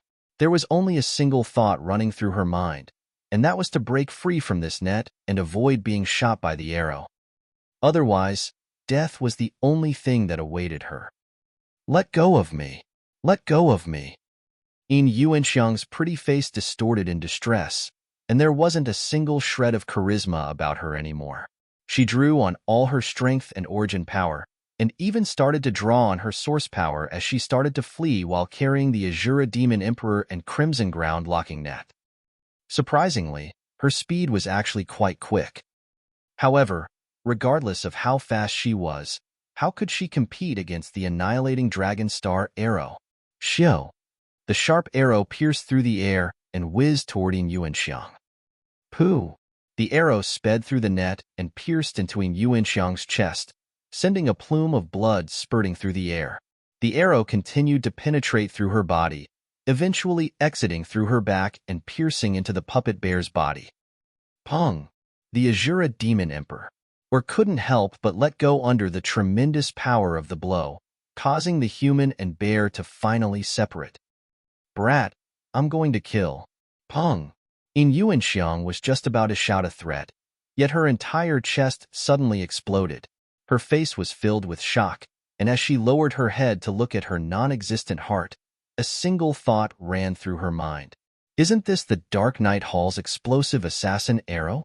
How laughable. As an assassin of the Dark Knight Hall, I actually died at the hands of a weapon forged by my own organization. Is this retribution? Just as she finished thinking this, her entire body fell forward, dead. The Azura Demon Emperor transformed into his misty form and said, "Master, another puppet has been destroyed." First, the puppet tiger had been destroyed, and now the puppet bear had also been destroyed. A day had yet to pass, yet he had already destroyed two extremely valuable host bodies. Ling Han casually tossed a puppet wolf toward him and said, "No worries, just change into another puppet." After that, he put the Crimson Ground locking net away. It was an extremely useful treasure, especially before he reached the consummate level of the Mountain River tier. I genuinely need to thank the Luo clan. If Luo Hongdao learned of his thoughts, he would definitely seethe with rage. How could it not be useful? Did Ling Han know how many resources the Luo clan had poured into forging this net? Search this place thoroughly, and don't leave any stone unturned. Make sure to take everything away. Chapter 1032, Treasure That Heavenly Body Tier Cultivators Fight For? Chapter 1032, Treasure That Heavenly Body Tier Cultivators Fight For? Ling Han needed to prepare for two scenarios. What if they couldn't find Pei Ji anymore? This was an island, and there were only limited resources available. Only the demonic chi seemed to be limitless, appearing once every year. However, the other resources would definitely dwindle as they were used. There was simply no way that one could use the resources as they pleased. Take, for example, the godly metal that was used to strengthen puppets. Pei Ji had taken these from his master, and there was only a small amount remaining right now. If they took it away, Pei Ji would be missing a vital ingredient for puppet making. No matter how talented he was, how could he make a puppet without the necessary materials? Even if he carried some materials on him, he would only be able to make a limited amount of puppets. He would be dreaming if he wanted to recreate the large army of puppets that he'd once owned. Some of the materials were extremely valuable, which made Ling Han extremely satisfied. This was because puppet making had some relation to forging, alchemy, formations, and so on and so forth. Thus, the materials that were used for puppet making could also be used for other purposes. Ling Han sorted the materials and found that many could be sold once he returned to the capital. He was certainly going to rake in a huge amount of true origin stones. Jin Zhihui and Fu Tian both received some materials as well, though the largest portion was obviously taken by Ling Han. The two of them had no issues with this, as Ling Han had indeed done the most. They were basically just passengers and onlookers. Strictly speaking, they even owed their lives to Ling Han. Without him, it was very likely that they would be lying in 8 pieces in some workshop right now, forced to watch as their bodies were refined into puppets. They found a few ships, though they all were quite small. In fact, they were only a little bigger than boats. However, these ships were made from the unique demonic beasts of this sea, and they were even fitted with some strange device that allowed the ships to cut through the sea at high speed. There were 5 such ships, so each of them was able to take one. The extra ship was stowed away by Ling Han. It didn't matter whether he needed it in the future or not. The space in the Black Tower was very large anyway, so he wasn't afraid of it taking up too much room. Farewell, Brother Ling. Till later. Jin Zhihui and Fu Tian both bade Ling Han farewell. They didn't plan to return to the Tyrant Axe Harbor either. Instead, they ventured into the sea, each going their own way. Ling Han watched them disappear into the distance. Then, he turned around and smiled at Shui Yinyu, saying, "Wife, it's only you and me left on this island. Should we make a bunch of kids before returning?"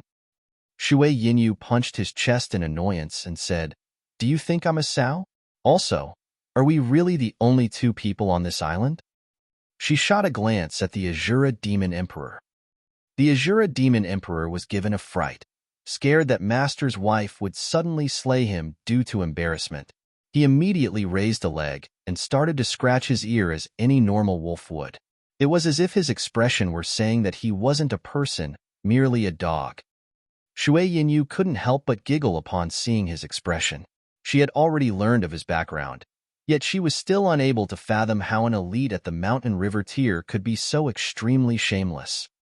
Ling Han chortled loudly and sent the Azura Demon Emperor back into the Black Tower. He then pulled her over and started groping her slender and shapely body. "Damn pervert! Stop it!"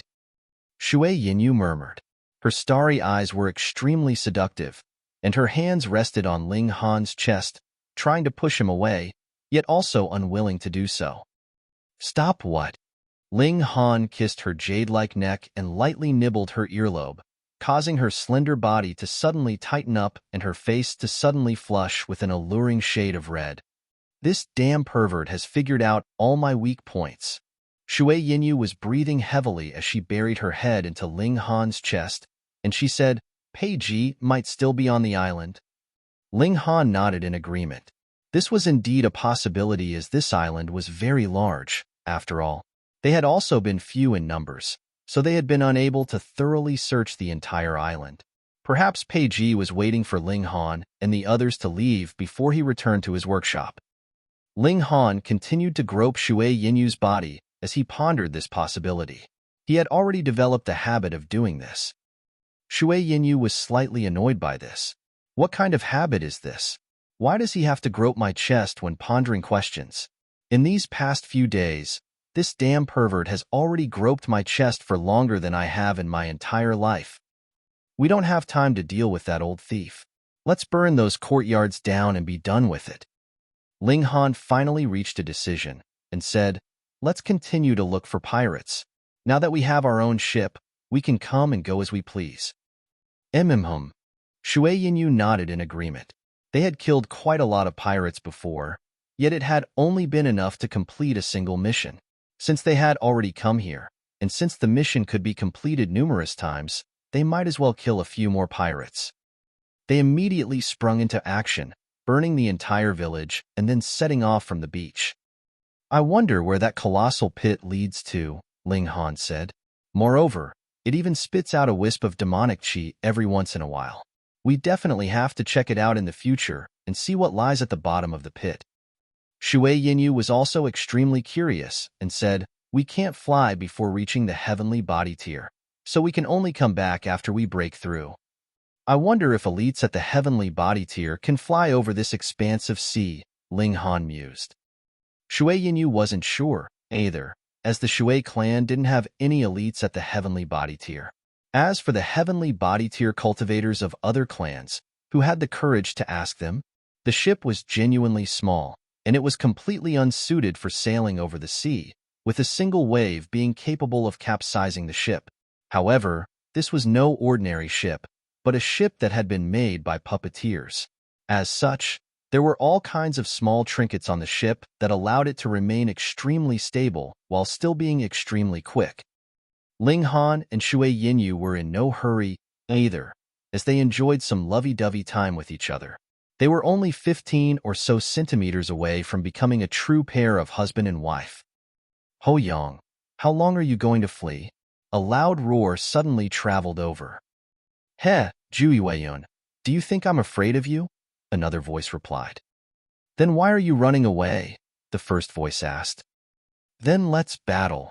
This lord is also pissed off by the insect following behind me. Ling Han and Shui Yinyu exchanged a surprised glance. They raised their heads, only to see two people standing proudly as they faced off in the sky. The ability to fly. They were great elites at the heavenly body tier. No. It was more correct to say that they were at least at the heavenly body tier. Ling Han turned to Shui Yinyu and asked, have you ever heard of these two people before? Shui Yinyu pondered for a moment, and an astonished expression suddenly appeared on her face. Ju Yueyun, could he be the heavenly body tier elite from the Eternity Sky Majestic Empire? He's a lone cultivator, and although he's reached the heavenly body tier, he's never formed a force of his own. As for Ho Yang, I think he's a great elite from the Jade Majestic Empire. Why is he facing off against Ju Yueyun in this kind of place? Sure enough, these two people were both elites at the heavenly body tier. Otherwise, huge changes would ensue if a great elite at the Eternal River tier or Genesis tier were to appear on the joint peace planet. Judging by their previous exchange, it seems like they've already skirmished for quite a while, Ling Han said. At their cultivation, there are only two possibilities that could have led to this. The first is a grudge between them, and the second is because of a treasure. Ling Han and Shui Yinyu could see the astonishment in each other's eyes as they exchanged a glance.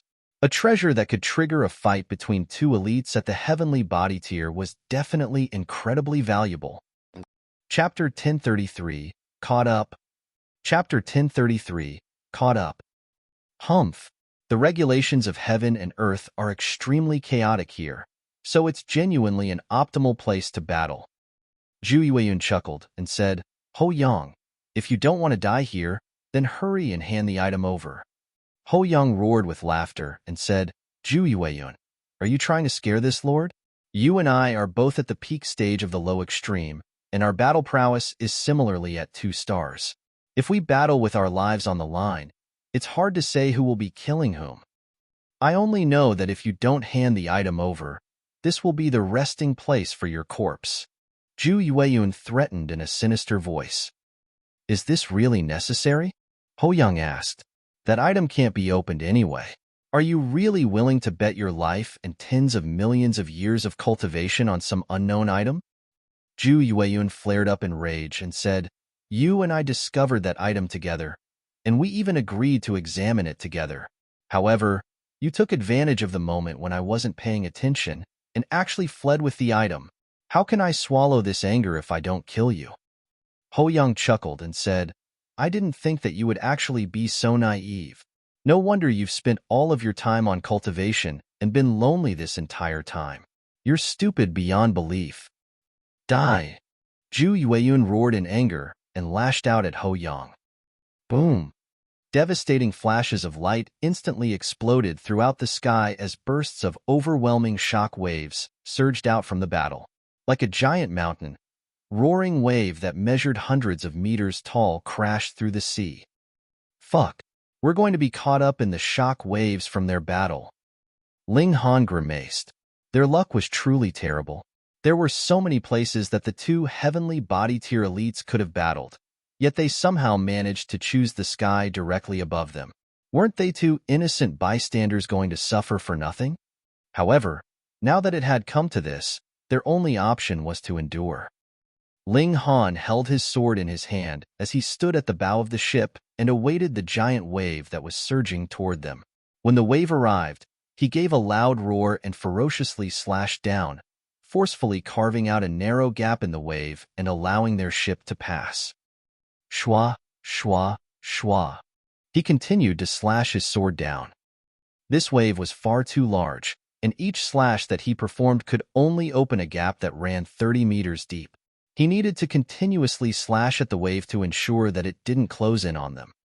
The ship finally sailed through the wave, and Ling Han was so tired that he could barely raise his arms.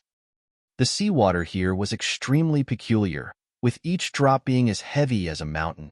So, how terrifying was a surging wave? Moreover, the wave had been triggered by 2 elites at the heavenly body tier, so it naturally contained a shred of the heavenly body tier's might. It was already a minor miracle that Ling Han had been able to navigate the ship through it, and it would have been beyond comprehension if he hadn't been completely beat and exhausted. Boom, boom, boom. Before Ling Han could even recover his breath, several new waves suddenly formed and started to surge toward them. Taking a quick glance, there were at least several hundred gigantic waves. Holy fuck! Ling Han wanted to give up and send the ship into the Black Tower. Meanwhile, he and Shui Yinyu could take cover underwater. They could resurface when the 2 elites finished their battle, then take their ship out and set off for their destination again. However, coming across a battle between 2 elites at the heavenly body tier was a rare opportunity, and watching them battle would definitely be especially beneficial to his own cultivation. Thus, Ling Han gritted his teeth and continued to endure. He continued to unleash the 10,000 techniques returned to one to slash the giant waves apart. Fortunately, his power had also increased considerably along with the elevation of his cultivation level. Thus, although the might of the 10,000 techniques returned to one was significantly reduced, its toll on him had also become much lower than before, allowing him to keep enduring. Of course, the most important factor was still his sturdy physique and astonishing stamina. Otherwise, if he'd been an ordinary cultivator at the mountain river tier, his arms would have already become numb and limp. Ling Han persevered, and under the strong intensity of the waves, his willpower was also steeled. A burning fighting spirit raged within him, and he felt as if he could even battle against an elite at the heavenly body tier. Meanwhile, the battle in the sky became more and more intense as both elites began to unleash their true powers. Dark clouds swarmed about, blotting out the sun. Then, in the next instant, flames seared through the air and transformed it into a sea of fire, appearing as if it were about to incinerate the sky and evaporate the sea. Elites at the heavenly body tier were far too powerful. Ling Han felt as if he were a mere ant. No, he felt even worse than a mere ant. If either of the 2 people wanted to kill him, they would be able to do so with a single glance, not even needing to lift a single finger. Power. This is true power. There was a strong hunger in Ling Han's mind as excitement surged through his body. He was unable to see the battle in the sky clearly, as the 2 elites soared about and unleashed their complete strength. The sky was burning, and the sea was boiling. This place had become like hell on earth. Fortunately, the 2 elites wandered further and further away from Ling Han and Shui Yinyu's position. Otherwise, Ling Han definitely wouldn't have been able to block the devastating shock waves that were being generated by their intense battle. Boom! An extremely thick column of light suddenly shot out from the sea and soared into the sky. Such was its astounding might that it could even be seen from hundreds of kilometers away. Hoyang chuckled and said, "Ju Yueyun, a historical site was opened by us. Why don't you head over and explore it? This lord won't compete with you." Bullsh *T. That site is only at the Sun-Moon tier. How can it compete with the value of that box? Ju Yueyun roared angrily. It's completely worthless. It can't be opened anyway. Then why are you keeping it? Give it to me. This lord likes this kind of strange and peculiar things. Fuck off. The 2 of them started to battle again, the intensity of their battle even greater than before. Blood sprayed from their bodies and instantly dyed the sky red, even transforming into a boundless blood rain that was brimming with terrifying killing intent. Numerous creatures in the sea became unfortunate victims, dying violently as their bodies came into contact with the blood rain. This was heavenly body-tier blood, and being struck by a drop of such blood was like being struck by a heavenly body one. It was extremely terrifying. Ling Han had naturally placed Shui Yinyu and the ship into the Black Tower already, and he had also entered it himself. The surging waves carried them along, and they were submerged into the sea at times and were tossed into the air at others. The Black Tower was like a mustard seed, and even the extreme weight of the gravity fields was unable to affect it. In fact, it was resistant to all powers, and thus the regulations in this sea were completely ineffective against it. Xiao. A small dot of light suddenly fell down from the sky. Ling Han had a sharp eye, and he instantly determined that it was a white jade box. It plopped into the sea and then started to sink rapidly. Is that what the two heavenly body-tier elites were fighting over? Ling Han's heart thumped with excitement. He couldn't snatch something from a heavenly body-tier elite, but this treasure had been knocked out of their hands now, giving him a chance to obtain it. Though it had landed quite far away. Before Ling Han could even exit the Black Tower, Zhu Yueyun and Ho Yang had already shot down from the sky and plunged into the sea. They continued to skirmish as they chased after the white jade box, and both of them wanted to break free and move in front of the other. However, the gravity was immense here, and the jade box sunk at a tremendous speed. Ling Han lost sight of it in no time at all, and the two powerful elites also disappeared from his sight in a flash. Meanwhile, the Black Tower continued to drift along the sea, unseen and undetected by others. Ling Han's mind whirred, and he finally made a decision. He resolutely leaped out of the Black Tower. An overwhelming weight instantly bore down on him, dragging him deeper and deeper into the sea. This was exactly what he wanted. Chapter 1034, Seabed. Chapter 1034, Seabed. It would naturally be best if Ling Han could obtain the jade box. Even if he couldn't, he still wanted to explore the seabed where the column of light had shot out from. After learning of the Star Sea's history, Ling Han had already developed a strong interest in its seabed. With his outstanding fortune, perhaps he would be able to find some inheritance or inter-realm treasure. The two elites had said that the phenomenon caused by the column of light represented the reappearance of a sun-moon tier abode. They weren't interested, yet Ling Han was. I'll look for the jade box first, and then explore the abode. 30 meters, 300 meters, several hundred meters. Ling Han continued to sink toward the seabed. As he descended further and further, the surrounding environment also became increasingly dim.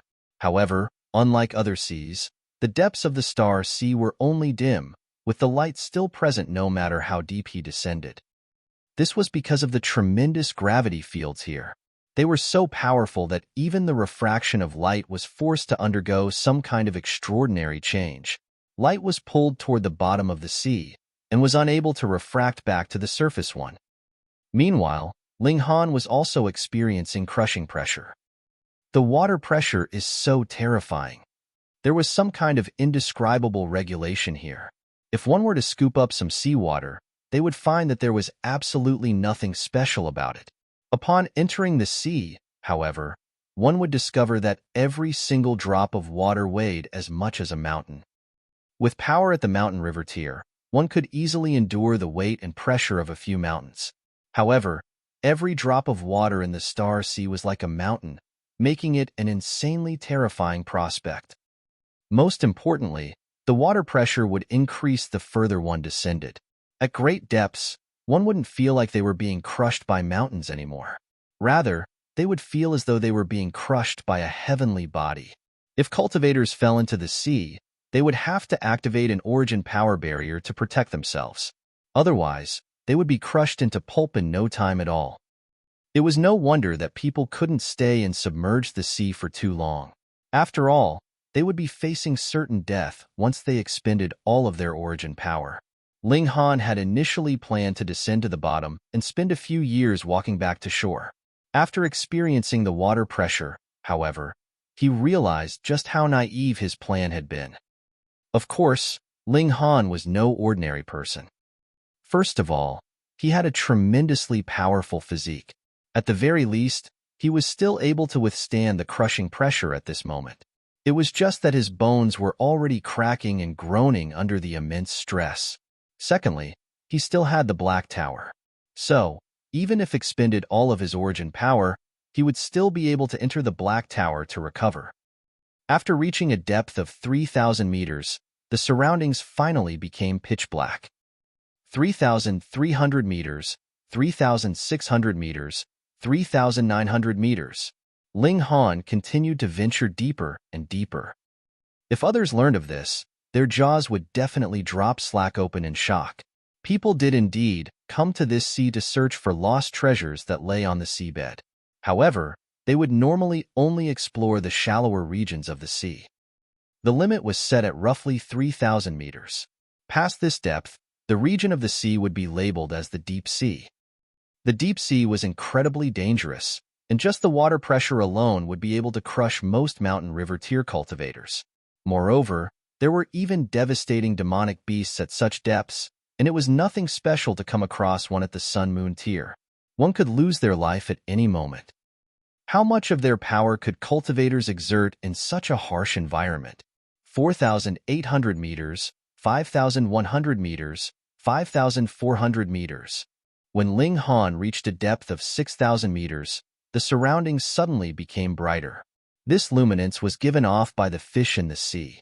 To Ling Han's surprise, their scales were actually able to emit light. When they swam in schools, they would be able to illuminate the entire space around them. What a dazzling sight! 7,500 meters, 8,400 meters. After reaching this depth, Ling Han's godly bones were finally unable to withstand the overwhelming pressure, and he had to channel his origin power to push back against the pressure. However, his origin power was being drained at a rapid rate. He retrieved a true origin stone and absorbed its energy as he continued to resist the pressure.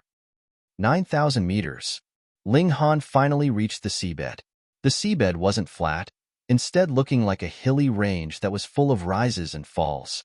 Like the fish from before, there were numerous stones that emitted light and illuminated the sea. This was a beautiful world, and if it weren't for the crushing pressure, Ling Han would really have loved to bring Shui Yinyu out to enjoy the stunning scenery together.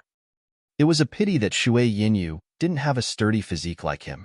Moreover, she was only at the peak stage of the low extreme, meaning that she wouldn't be able to withstand the devastating pressure of the sea anyway. If she came out, she would instantly be crushed into pulp.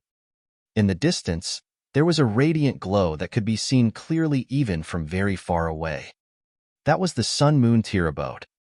Ling Han barely hesitated before swimming toward the column of light. As for the Jade box, he could only leave that to luck. After all, the two elites at the heavenly body tier had come down before him. With their powerful abilities, they had definitely examined this area several times already. If the Jade box had landed here, they would have already found it. Thus, he could only leave this to fate. Perhaps the heavens would favor him and make the Jade box appear before his feet. He walked forward with great difficulty. His speed had fallen drastically after he arrived on the seabed, and if others saw him, his rigid and clumsy movements would surely elicit their laughter. He advanced slowly. If he were on the surface of the sea, he would have been able to cover this distance in a mere 10 minutes. Now, however, he had to spend almost half a day.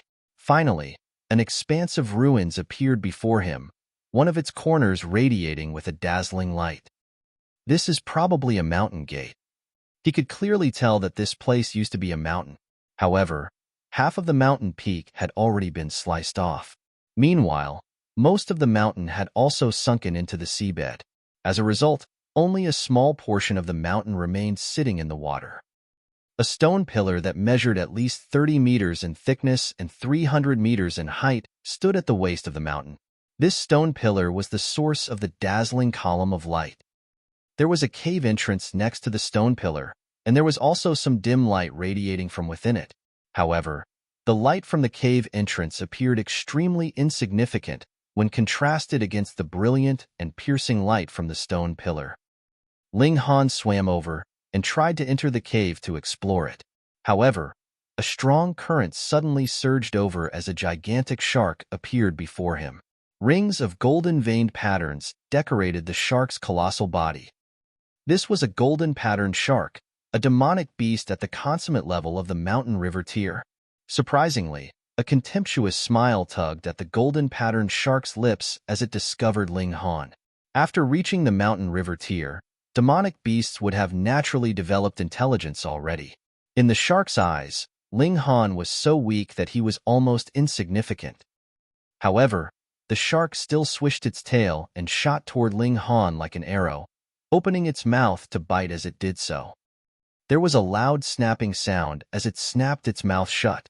However, a confused look instantly appeared on its face.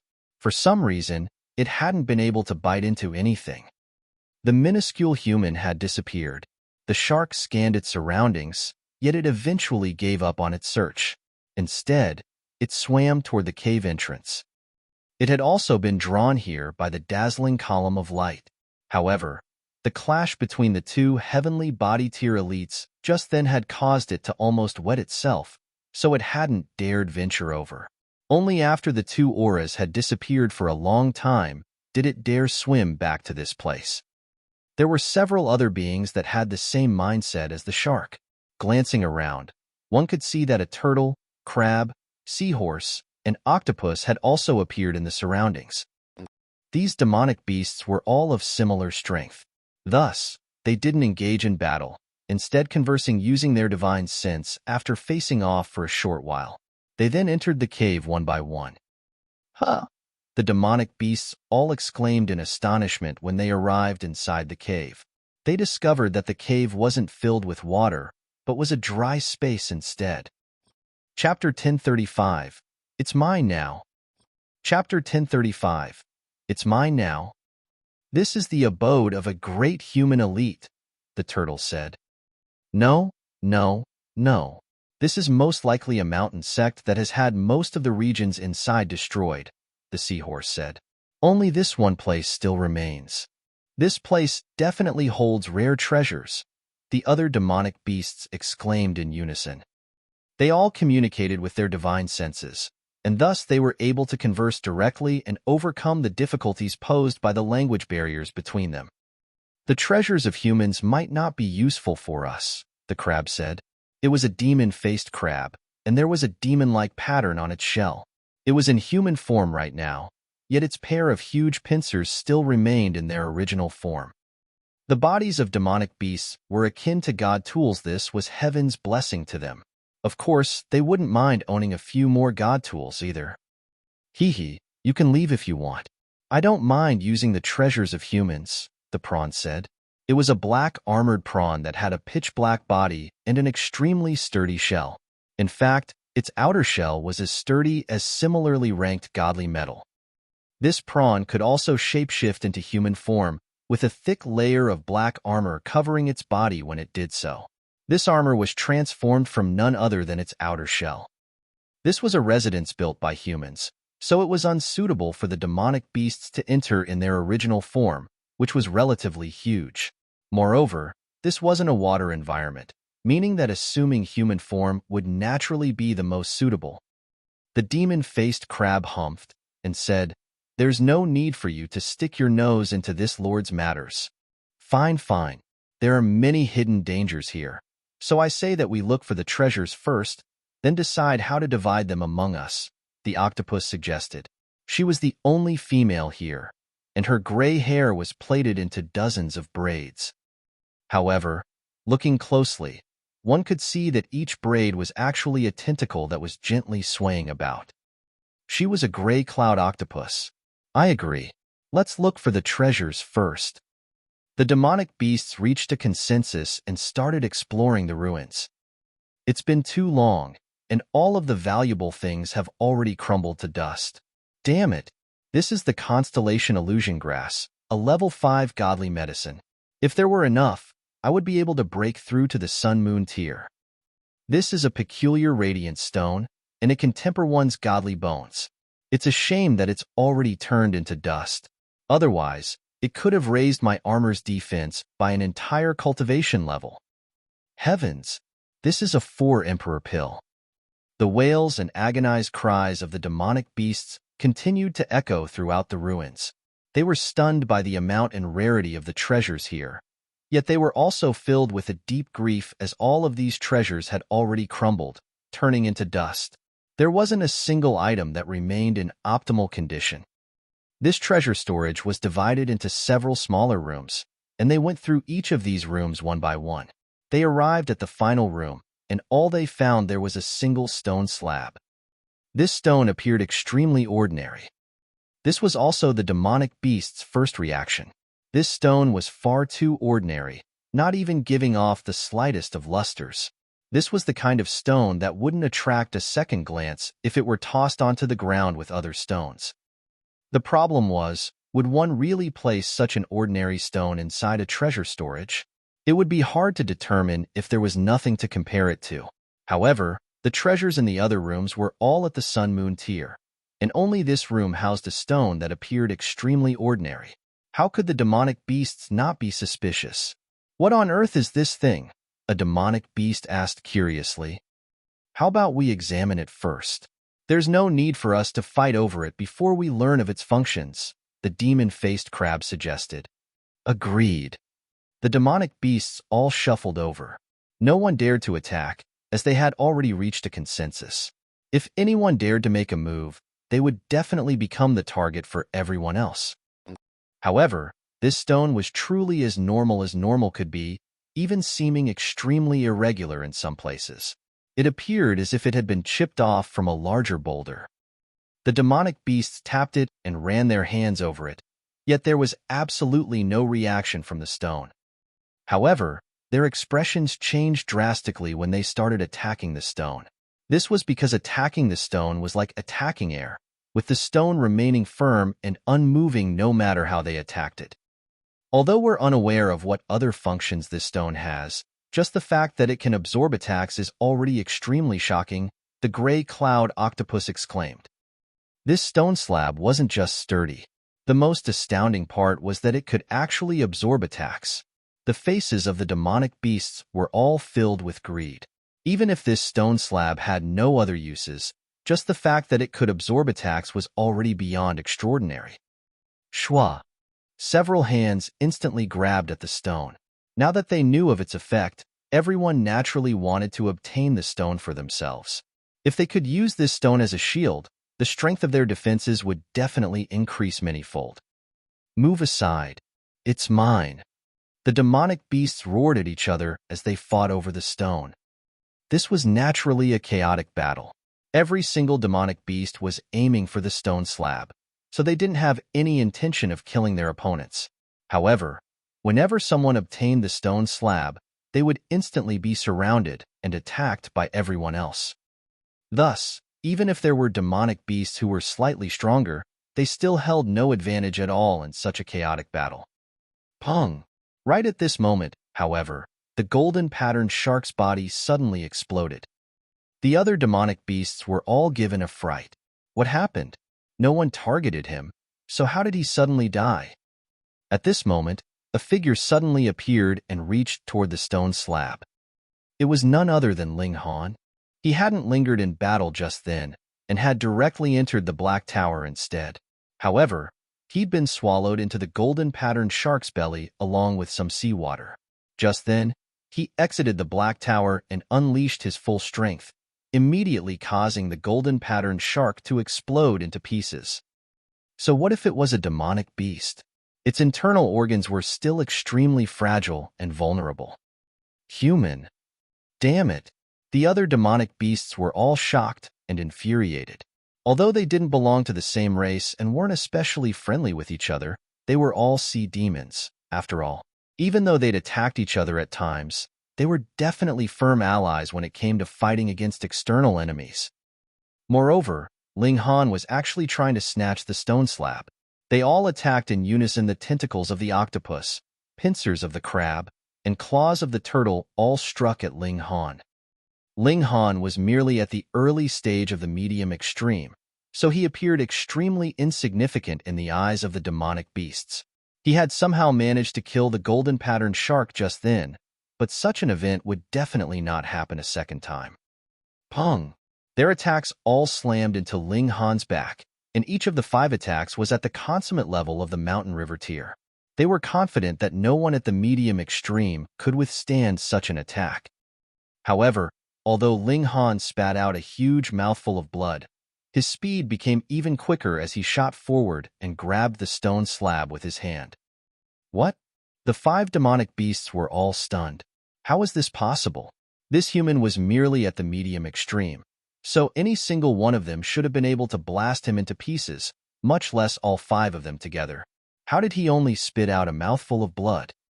People all said that demonic beasts had powerful physiques.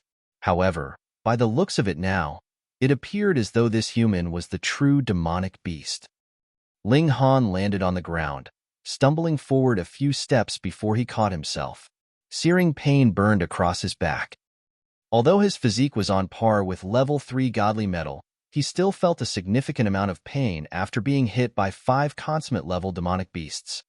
He couldn't help but spit out a mouthful of blood, and then another 2 mouthfuls of blood. Only then did he feel a little better. It hurts so fucking much, Ling Han shouted in his mind.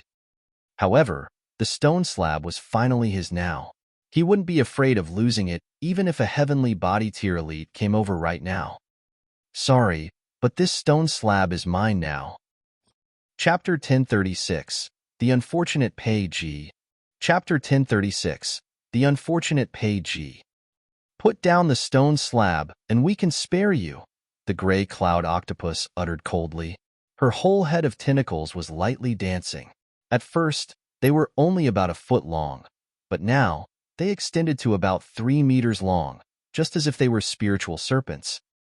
Demon-faced crab, black-armored prawn, the giant turtle, and the seahorse were all staring at Ling Han, their eyes extremely unfriendly. Although this human's physique was very amazing, it was definitely not something that could not be broken through. If that had not been the case, he would not have been throwing up blood continuously when he had been on the receiving end of their combined attacks just now. Even if that stone slab possessed the special effect of absorbing attacks, it was only about the size of a human palm. At most, it would only be capable of protecting one vital point. In terms of battle prowess, the 5 of them were at a complete advantage, and if they worked together, they would still be able to easily eliminate this human. Ling Han snickered and said, "Let's exchange a few blows first." He took the initiative to charge, brandishing his sword in an attack. Damn it! The 5 demonic beasts all flew into rage, and they shot out their respective attacks at Ling Han. Ling Han's purpose was to test out the uses of this stone slab. After all, he had hidden in the Black Tower previously, and thus had only gotten very vague information. Pong, pong, pong, pong. The attack shot over, and Ling Han took out the stone slab to block to the right and parry on the left, instantly absorbing the various attacks.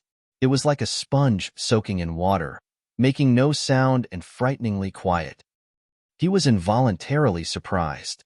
His physique was very tough, but after enduring an attack that exceeded the limits of his power, he would still be forced back or even be sent flying, completely unlike now when he was able to disperse even the attack from an elite cultivator at the peak stage of consummate level. This was too inconceivable. However, though the stone slab's effect was unnatural, with the combined attacks from 5 great elites, Ling Han could not possibly handle everything, and still suffered quite a number of attacks, causing him to once again throw up blood repetitively. His purpose was to test out the stone slab, and since he already knew the effects, there was naturally no further purpose to continue the battle for no reason. Ling Han was just about to enter into the Black Tower when he saw another person enter into the treasure trove. What first came into sight was the legs that looked like tree roots constructed of innumerable metal rods. Then, it was an old man, who had lost the lower half of his body, and it was connected atop these metal rods. Pei Ji.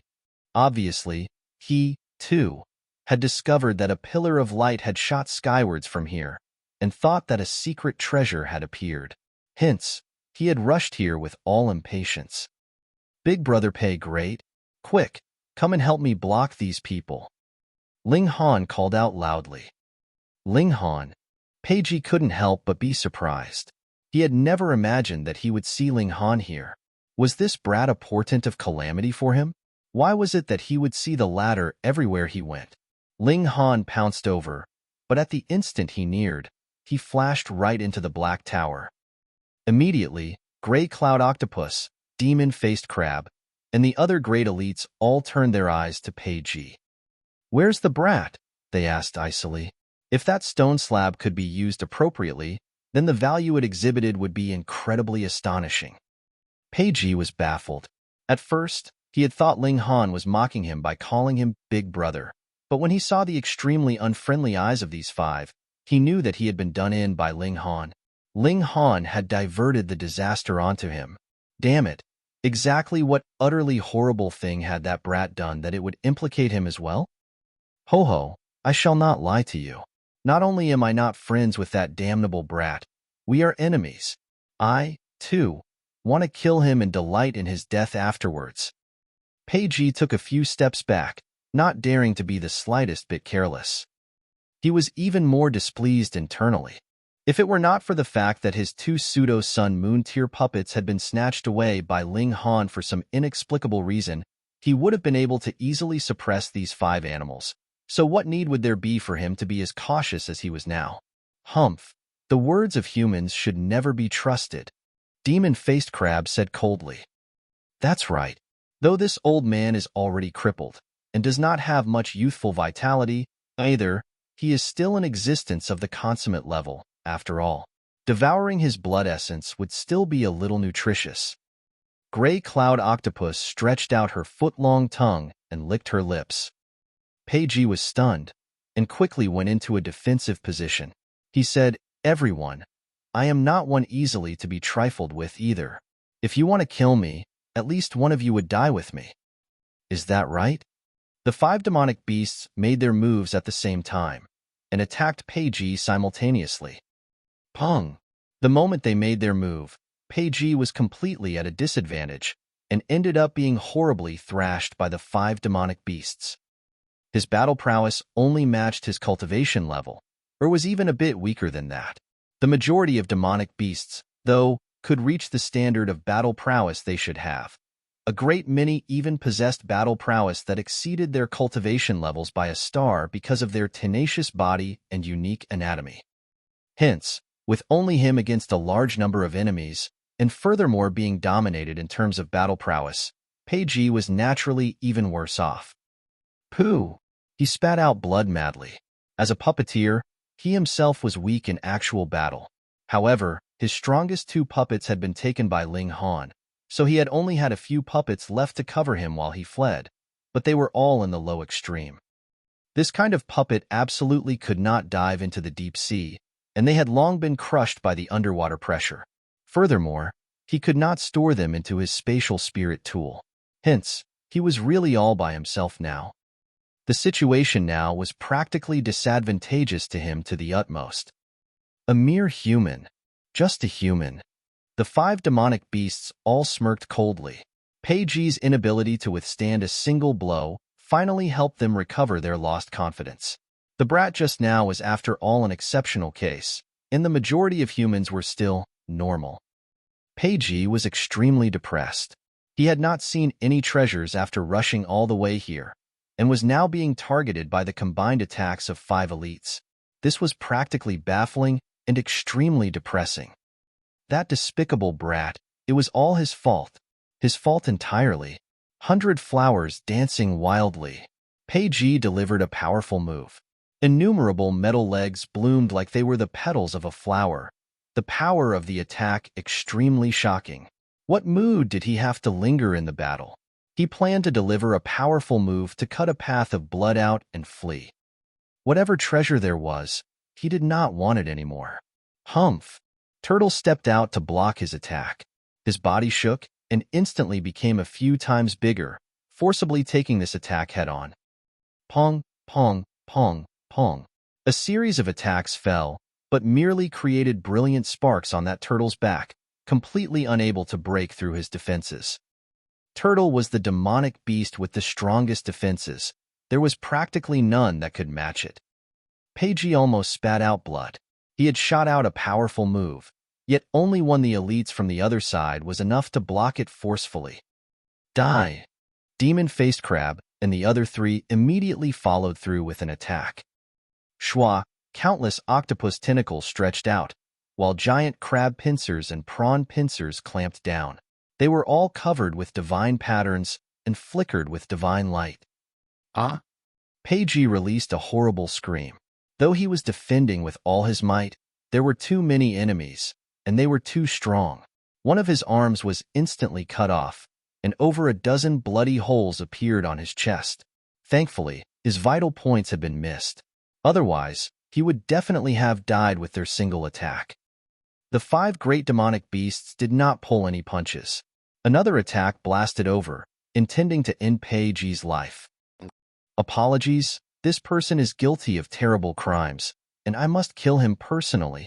Ling Han appeared, the ultimate arrow already activated. The 5 great demonic beasts all felt their hair stand on ends, if they had any. This arrow made them feel a powerful threat. If they did not defend with all their might, even they would be severely injured, or possibly even instantly killed. Without waiting for them to form their second thought, Xiao, the arrow had already shot forth with all its fury. No! Pei Ji only managed to widen his eyes, and an arrow had shot into his chest. The tail of the arrow flashed past, and directly flew out through his back. Chapter 1037, Absolute Beginning Stone. Chapter 1037, Absolute Beginning Stone. If Pei Ji had still been in his prime, then even if he was unable to dodge this arrow, he would at least have been able to avoid a critical hit to his vitals. However, he had been ganged up on by 5 great demonic beasts and had already received severe injuries, with his battle prowess taking a drastic drop. How would he have been able to avoid this arrow? He looked at his chest with slight confusion, then pointed at Ling Han and uttered, "Brat, I will definitely tear you into pie." Pa. He had not finished saying the word pieces when his chest suddenly exploded. It was impossible for him to ever finish that final word. His expression was filled with unwillingness. He collapsed heavily onto the ground, his blood spilling all over. This treasure trove was obviously incredibly sturdy. The battle just now had not damaged it in the slightest, and now, the blood of a mountain river tier cultivator was naturally unable to damage it, either. Many Shadows embodiment technique. Ling Han babbled, and Shto entered into the Black Tower. Damn it. The 4 powerful demonic beasts were all furious. They had been tricked once by Ling Han just now, and now, for some inexplicable reason, they allowed him to escape. They had really lost face here. What kind of movement technique is that? How could it be so strange? We have fallen for his trick. This old human bastard was not in the same group as that little bastard. Instead, they were enemies. Damn it, we've been used. Without us acting, that little bastard would definitely not have been able to kill that old bastard. We've been horribly tricked. The 5 demonic beasts were in a towering rage, but now that Ling Han had disappeared without a sign, what else could they do? After raging for a while, they left one by one. The extraordinary images here were incredible and might attract even more powerful demonic beasts. By that time, their only fate would be devoured. Ling Han, too, came out of the Black Tower. He left the treasure trove and followed the crowd. He once again entered into the Black Tower to study that mysterious stone slab. Small Tower, do you know what this is? Small Tower's figure surfaced. It lightly swayed and replied, "This is the absolute beginning stone." Ling Han asked because he wanted to try his luck and maybe get an answer. He had not thought that Small Tower would really know it, however, so it stunned him for a moment. Then, he continued, "Tell me more details." Small Tower humphed and finally replied, "In the beginning when the heaven and earth split, it was among the most ancient stones and is an evolution of the Chaos Source Rock." Ling Han knew of the Chaos Source Rock. Previously, when he had still been in the lower realm, he had obtained a large piece Azura Demon Emperor kept constantly. Furthermore, He had even managed to trick the latter heavily because of it. "Then it is an incredible treasure," he exclaimed, slightly excited. "Sorry, aside from the fact that it's a bit old and a bit sturdy, the absolute beginning stone does not have any special property. It is merely a material used to record history," Small Tower immediately interrupted. Ah, Ling Han was immediately disappointed.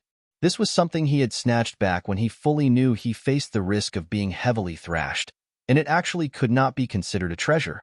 "Hold on." Ling Han immediately said, "That's not right. No power can penetrate this stone, and it can absorb all power, so how would one be able to carve words on this?" "Ho-ho, since it cannot be penetrated by any power, how could it have been shattered into pieces, then?" Small Tower countered. "This?" Ling Han nodded and said, "Even if it is the absolute beginning stone, there should be a maximum limit to the power of the attacks it can absorb. When the power has exceeded this limit, even the absolute beginning stone would only be shattered." "So the child can be taught." Small Tower put on an air of maturity. However, the Black Tower had existed for who knew how many millions, or perhaps it should even be counted in billions or trillions of years, so it did indeed have the right to act mature. Though the absolute beginning stone is no treasure, because its history spans very far back, it is treated by many as a plaque of greatness to sing praise of the feats their ancestors have achieved, so it could still be considered quite a rarity, Small Tower continued. Ling Han sighed and said, "Though I feel quite good about myself, I am still not so arrogant as to set up a plaque to sing praise for myself. I'll just use this thing as a shield." "Oh, right, what kind of power could break it?" "Power of the Genesis tier would be able to break it," Small Tower replied. Ling Han's eyes widened, and he said, "Then wouldn't it have to be someone of the Genesis tier?" Small Tower did not reply, apparently thinking that this question was very stupid, so it could not even be bothered to answer. "Then this shield is really quite useful. Unfortunately, it's too small." Ling Han appeared quite satisfied because this stone slab was completely capable of absorbing attacks, and if properly used, it would show amazing effect. But because it was too small, if he encountered a powerful demonic beast that used its mountain-like body to smash him, it would be a complete waste, as it would not be able to protect him at all. When met with the punch of an elite, or even transformed into something akin to a star, it would be completely ineffective as well. That would depend on how it's used. Ling Han came out of the Black Tower. Immediately, the terrifying water pressure surged over. He tried to use the absolute beginning stone, and it was really effective. Wherever he placed it, the pressure there would disappear completely. Unfortunately, he could only protect a spot about the size of his palm. Ling Han simply treated it like a protection for his heart. The heart, the head, and Dantian were the three most crucial vital points of any cultivator. Losing the first two could be fatal, whereas the Dantian was the source of one's power. If it was broken, then one would be equivalent to a cripple. He began to float towards the surface of the sea. Because there was powerful gravity, the buoyancy also seemed to have completely disappeared. The speed that he was floating upwards at was very slow. Boom! The waters rippled, and a huge demonic beast suddenly appeared ahead of him. It was a giant crocodile that possessed as many as 6 legs and was over 900 meters long. It was completely covered in scales that were even larger than the lid of a well. Merely its tail alone was more than 300 meters long. Ling Han could see it because its 2 eyes were shining with light like 2 balls of fire. At the same time, he also felt an indescribable pressure. The Sun Moon tier, the giant crocodile, had also discovered his presence and immediately accelerated with a swing of its tail, opening its mouth to eat him. Ling Han did not have any intention of escaping by a fluke. He directly ducked into the Black Tower. If this huge mouth bit down, it was definitely not something that could be blocked by the absolute beginning stone. It might not even be able to fully protect his heart, and the other parts of his body would be turned into mush. The huge crocodile's mouth snapped shut with a loud sound, but a hint of confusion shone in its eyes because it had not bitten anything at all. "Who?" The sea waters surged. This time, the Black Tower was not swallowed down by the huge crocodile because there was a massive gap in between its teeth. The Black Tower had long since flowed out with the water and was immediately pushed out a few hundred meters away by the powerful waves. The Sun Moon tier is really too powerful, Ling Han mused inside the Black Tower. If he had met with an opponent in the consummate level of Mountain River tier, then even if he was no match for the other party, he would have still held up for a while somehow, just like when he had been simultaneously attacked by the 5 demonic beasts in the consummate level of Mountain River tier.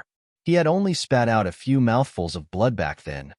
However, he believed that he would be instantly reduced to a mush of flesh and blood if he was really bitten by this colossal crocodile. The gap was really much too big. The huge crocodile had an obvious wrinkle in its brow. When one had reached the kind of cultivation level it was on, its intelligence was completely awakened, and it was not the slightest bit different from any humans. It was merely unwilling to take on human form in the deep sea. If not, others would really be unable to tell how it was different from other humans. A mere cultivator in Mountain River tier was actually capable of evading its bite. Strange. Chapter 1038, Reappearance of the Jade Box. Chapter 1038, Reappearance of the Jade Box. The giant crocodile swam around the area for a while, but in the end, it left with a wave of its strong tail, causing water to surge. Ling Han came out of the Black Tower, planning to once again float to the sea surface, yet suddenly felt alarmed. Immediately, he once again entered into the Black Tower. Boom! The giant crocodile actually charged back silently without any warning and released a fierce attack towards him. So crafty and cunning. Ling Han shook his head. He definitely could not underestimate it just because it was a crocodile. To be able to cultivate to the Sun Moon tier, how many thousands of years had this crocodile been alive? A demonic beast at Shattering Void tier would awaken its intelligence completely. From that point onwards, it had lived so many years, so its intelligence would definitely not be inferior to any wise man's of the human race. Underestimating it was absolutely courting death. But that pounce from the giant crocodile caused the violent surging of the sea waters. The Black Tower would not be affected by the special gravity of this place, and so it went with the natural flow, moving with the water. How powerful was the strength of a Sun Moon tier cultivator? Furthermore, the pounce just now was planned out by the giant crocodile, so the power it unleashed was really very strong, pushing the Black Tower far away. In a few breaths' time, it had floated over a dozen miles away. Ling Han waited for a while, and when he felt that it was calm, came back out of the Black Tower. He had not surfaced for long when a terrifying feeling was once again felt by him. He hurriedly ducked back into the Black Tower. Bang! True indeed, that gigantic crocodile had reappeared. Fuck! Why was this animal so determined not to let him escape? Ling Han was speechless. Had this massive crocodile discovered that he had disappeared in a way that was too unnatural, and sensed that there was an incredible treasure in his possession? If you want to follow, then just follow. I will go and be intimate with my wife, and you just wait patiently. He simply went to seek out Shui Yinyu, tormenting this seductive beauty so much that she was flushed red. She repeatedly called him a pervert, yet was also delighting in the treatment, half resisting and half welcoming it. Her beautiful eyes were like spring water, releasing an air of charm and captivation, stirring Ling Han's appetite greatly. At this time, he did not have the time to care about the huge crocodile outside, and thus, he did not realize that the Black Tower had actually been drawn into a channel with the flow of the water. This channel was unfathomably deep, and there was an endless darkness at the bottom. The large crocodile had swum here once before, but it was so scared that it turned with a sweep of its tail immediately and fled in the opposite direction.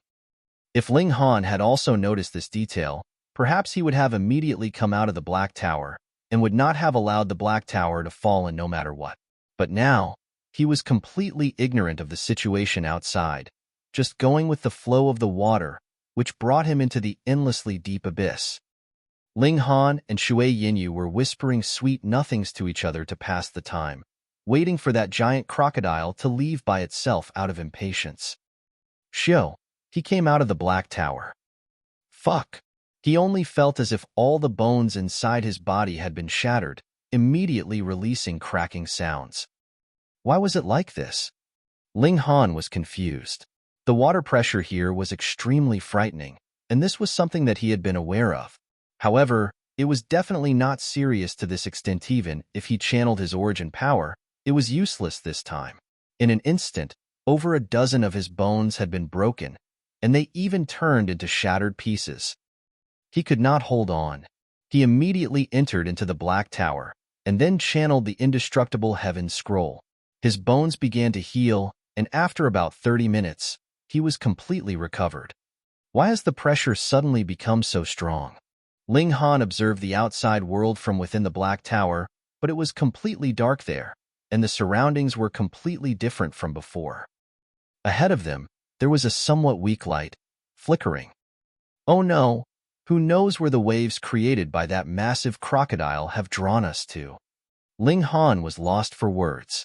Previously, he merely went to be intimate with Shui Yinyu, and paid completely no attention to the change in surroundings. Now, he was actually brought into such a dangerous place. With such terrifying water pressure, all the bones in my body would probably be shattered in only a single breath's time. How am I going to float to the surface of the sea, then? Then, wouldn't that mean that I am eternally trapped in this place? Hold on, something ahead is glowing. Perhaps it will bring around a turn in luck. Now that things were like this, Ling Han could only try everything and anything in this desperate situation. He immediately came out of the Black Tower and caused waves with a palm strike. Then, he quickly ducked back inside to allow the Black Tower to float towards that glowing spot by itself. It was naturally very slow. Furthermore, the water did not flow according to his will and would frequently float in the wrong direction. Hence, the speed with which they were nearing that point of light was extremely slow. However, no matter how slow he was closing in on it. After about less than half a day, Ling Han could finally clearly see that point of light. It was actually a box. It was made of jade, and it was exuding a milky white light by itself. It was that box. Ling Han recognized it with a single glance. It was precisely the treasured box that Zhu Yueyun and Ho Yang had been fighting over. He had never thought that neither of them had gotten a hold of it, and this box had actually fallen into such a place. Am I fortunate or unfortunate then? Ling Han scratched at his head. If he was lucky, then how would he have fallen into such a crisis? It was practically desperate straits. Then, if he was unlucky, well, the treasure that two great elites of heavenly body tier had been fighting over had actually fallen onto a place that was not far from him. Who cares if I'm lucky or unlucky? I'll first get a hold of the treasure. Otherwise, I would definitely be unlucky. Ling Han tried the same trick again and floated towards that box. He was slowly approaching. Finally, there was only an arm's distance left. Ling Han left the Black Tower in a flash and grabbed the box with a stretch of his arm. He was just about to retreat back into the Black Tower. However, just in that instant, a black gas also spread out. It had previously been hidden underneath the jade box, and now, like an octopus that had stretched out its tentacles, it wrapped around Ling Han. In that instant, a strong feeling of impending danger rose up in Ling Han's heart. He felt that if he was entwined by this thing, it would definitely be worse than suffering a palm strike from an elite of the Sun-Moon tier. He quickly tried to hide back into the Black Tower, but that black-colored aura actually followed him closely like a shadow, sticking tightly onto the jade box. Shwa! It entered with it into the Black Tower. Furthermore, the black-colored gas was spreading out too quickly and had already entwined Ling Han's hand. Incomparably confusing thought was rushing up against Ling Han, causing him to completely lose all reason as if he was about to go mad. Duo! Small Tower appeared and shouted at him. The black gas dispersed like fog, instantly transforming into millions of silken threads. However, it was very stubborn, and a stream of black gas was still sticking onto Ling Han's hand and boring into his body. More and more, the whole black fog was shrinking back and gushing into Ling Han's body. Boom! A scene of battle arose in Ling Han's mind. Two great elites were battling among the stars. One attack was enough to even shatter the stars far away, causing the sun to eternally lose its brightness. He was astonished. What level were these elites at? The Genesis tier? One of the two fighting was an old man whose skin was completely gold in color. He was very fat and was all smiles. He also had a big, round tummy, and his earlobes were extraordinarily big. They actually touched his shoulder. His head, meanwhile, was completely bald. This caused Ling Han to recall one of the pirates he had encountered before. He was obviously a mad murderer, but when he practiced his cultivation technique, he actually had an air of dignity and stately grace. The feeling this old man gave him was the Simian, incredibly sacred air full of great mercy that transcended all life. Chapter 1039, Essence of the Demon Master. Chapter 1039, Essence of the Demon Master. On the other side of the battle was a man who looked to be only in his 40s. His upper body was bare, and all his muscles were bulging. However, what was unusual was the fact that there were actually multiple divine patterns on his skin. They did not seem to be engraved on his skin, but rather cast from some kind of metal. Not only was that the case, there were over a dozen sharp spikes growing on his back.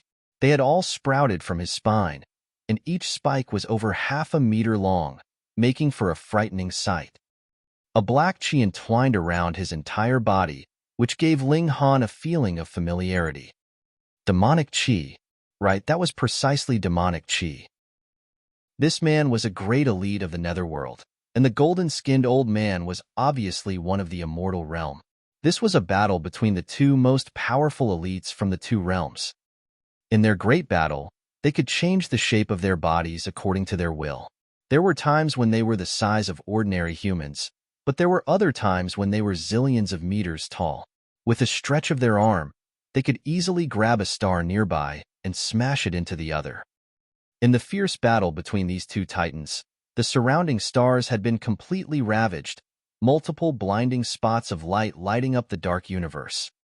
Ling Han could feel his hair stand on ends just from watching.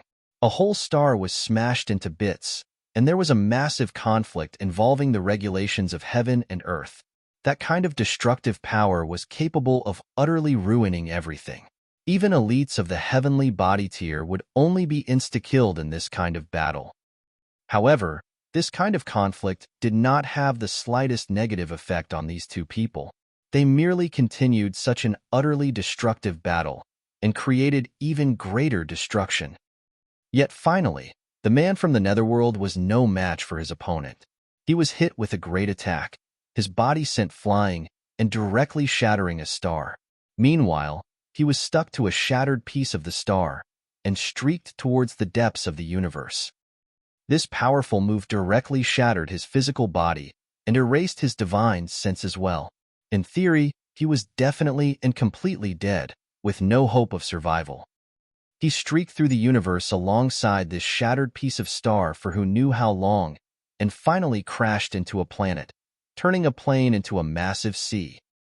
Star Sea. Ling Han finally understood. In the past, two ultimate elites had been battling, with one being defeated or even killed. His body alongside a broken piece of a celestial body crashed down right into Joint Peace Planet. This was the origin of the Star Sea. But what no one knew was that one of the fighters was actually a great elite from the netherworld. Was he in the Genesis tier? Ling Han had not yet completed this thought when he saw a stream of chaos attack him, causing him to be filled with killing intent. Kill, kill, kill. He wanted to kill all the people of this realm. This was the remaining will of that great elite from the netherworld. He had to have died long ago, but even if this kind of existence left behind merely a shattered piece of his will, that would be sufficient to affect any who came after. Now, the demonic chi was influencing Ling Han's heart, wanting to erase his original self and turn him completely into a demon. Ling Han humphed. If this was outside, he might be affected, but this was inside the Black Tower. The Genesis tier was indeed the greatest power of the current era, but this elite from the netherworld had died who knew how many years ago, so how much power could he still have left? Ling Han drew upon the power of the Black Tower to resist the demonic chi. This was not his first time. Long ago, in the Devil Sky Mystery Realm, he had already resisted the demonic chi of the Azura Demon Emperor. Of course, compared to this stream of demonic chi, the Azura Demon Emperor was practically trash. However, Ling Han's abilities had also changed massively since that time. Furthermore, the power of the Black Tower had also been restored quite a bit since then. Was that still not enough to suppress you? Ling Han whittled away endlessly at the demonic chi. The berserk, chaotic, and bloodthirsty factors had all been worn down, leaving behind only the purest essence, which sunk into Ling Han's dantian. At first, there was only a speck, which turned into a ball, but it was about the size of an egg then. What was shocking was the fact that the essence was filled with power and could be absorbed by his mountain river. Ling Han immediately discovered that his second great mountain was growing at an astonishing pace. Going by that trend, he would be able to reach the middle stage of the medium extreme in about a month's time, close to the late stage, and form his second great river from there. This was really too astonishing. It had to be known that breaching every minor level in mountain river tier would take long millennia. Only Zhao Luan, Sha Yuan, and other such descendants that managed to obtain terrifyingly bountiful resources would be able to complete such accumulation in a short few centuries. But Ling Han? Going by this kind of rate, he might be able to reach the peak stage of consummate level in only a few years. There is no need to be shocked. This is the lifetime essence of a demon master. Small Tower suddenly spoke up. Demon master. Though Ling Han had expected this, he was still shocked. Demon master, an equivalent to the saints of the immortal realm, was in existence in the Genesis tier. The will and physical body of the demon master has long been worn away, but Genesis tier is really too powerful. Even a portion of his body could last for a few 100 million years, influencing this sea, Small Tower said. Ling Han nodded. Precisely because of the effect of the corpse of the demon master, this sea was affected, creating such incredibly shocking gravity. In truth, that was a kind of power of regulation. An elite of the Genesis tier would affect the regulations of the heaven and earth, and who would not be influenced? No wonder demonic chi would seep out of that pit on the Earth's core island. It had to be connected with this area of sea. Ling Han looked inward at his dantian. The last bit of essence from the dantian had turned into a black ball. It was so black that it would cause one to shudder inwardly. Furthermore, the endless power was also spreading out through this ball-like form, nurturing his physical body and raising his cultivation level. This was something that was taking place at all times, and going by that trend, it was enough to help him reach the Sun-Moon tier. That was natural. It was the lifetime essence of a demon master. What would be strange about it raising Ling Han to the Sun-Moon tier? On the contrary, if it were not for the fact that time had passed too quickly, and that it had lost a great portion of its essence, it might have even been capable of raising Ling Han to the heavenly body tier or even the eternal river tier. Thankfully, the power of this essence is spreading out bit by bit. I would definitely explode from its force otherwise. A lingering fear rose up in Ling Han. Being capable of raising his cultivation level to the Sun-Moon tier in a short time. How terrifying was this power? Also, this ball of power was staying in his body. It was like a time bomb. It would really keep one on edge and scared. However, the most important thing is not the quick boost to cultivation level, but rather the demon master's comprehension of the regulations of heaven and earth contained in this, the regulations of heaven and earth of the netherworld. I only need to reach a corresponding level, and I would be able to comprehend the regulations from both the immortal realm and the netherworld, which is the very most frightening part. But I heard that the two realms were opposed to each other, remaining in an inharmonious relationship. If I'm not careful, I may not be able to merge the regulations of the two realms. Instead, I myself would be driven mad. The regulations of the two realms would conflict, and I'd die. Forget it. This is something that I should consider only after I have stepped into the Genesis tier, so I'll just think about it later. According to that theory, the reason why this star sea would have such a powerful gravity field is because of the existence of the Demon Master. Now that I have absorbed the essence of the Demon Master, wouldn't this great sea be no different from any ordinary sea? Haha, I can leave this place. TSK, I am indeed very lucky. When I opened the sky, I was instilled with good fortune from the heaven and earth that is definitely no mere empty words. Furthermore, a thought flashed in Ling Han's head. The demonic power source in his Dantianthus was the name that he came up with for that lump of essence from the demon master. After all, if he called it essence, he felt that it was somewhat filthy. Immediately spread out threads of demonic chi. His air immediately changed, and there was a black gas circling around his whole body as if he had transformed into a demon himself. Haha, I can pass myself off as a person from the netherworld. I'll let the Azura Demon Emperor come take a look to see if there are any discrepancies. Ling Han cracked a grin. Chapter 1040, Invincible Sword Saint. Chapter 1040, Invincible Sword Saint. Ling Han called the Azura Demon Emperor over and said, "Watch me."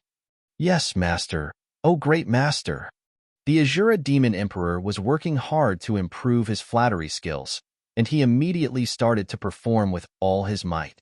"Master is truly becoming nobler and mightier by the day. When I stand before you, it's as if I'm standing before the sun. Before your brilliant radiance, I only want to kneel down and pray for your longevity. It is you who have brought this world light. It is you who have brought this world hope." Okay. Stop trying to flatter me. Tell me how I look now." Ling Han channeled the demonic power source, causing a black shadow to instantly envelop him. His appearance didn't change significantly, yet the aura radiating from his body seemed completely different from before. Master? The Azura Demon Emperor instantly plopped to his knees. The aura that radiated from Ling Han was far too terrifying, far surpassing that of any great elite that he had ever seen in the netherworld. This was the aura of a demon master. Master, could it be that you're a great elite from the netherworld? The Azura Demon Emperor asked, stuttering. No, of course I'm a human. It's just that I coincidentally managed to absorb the power of a demon master, Ling Han explained. Do I seem any different from beings of the netherworld right now? No, not in the least. The Azura Demon Emperor hurriedly shook his head and said, Master, you're fundamentally no different from beings of the netherworld. No.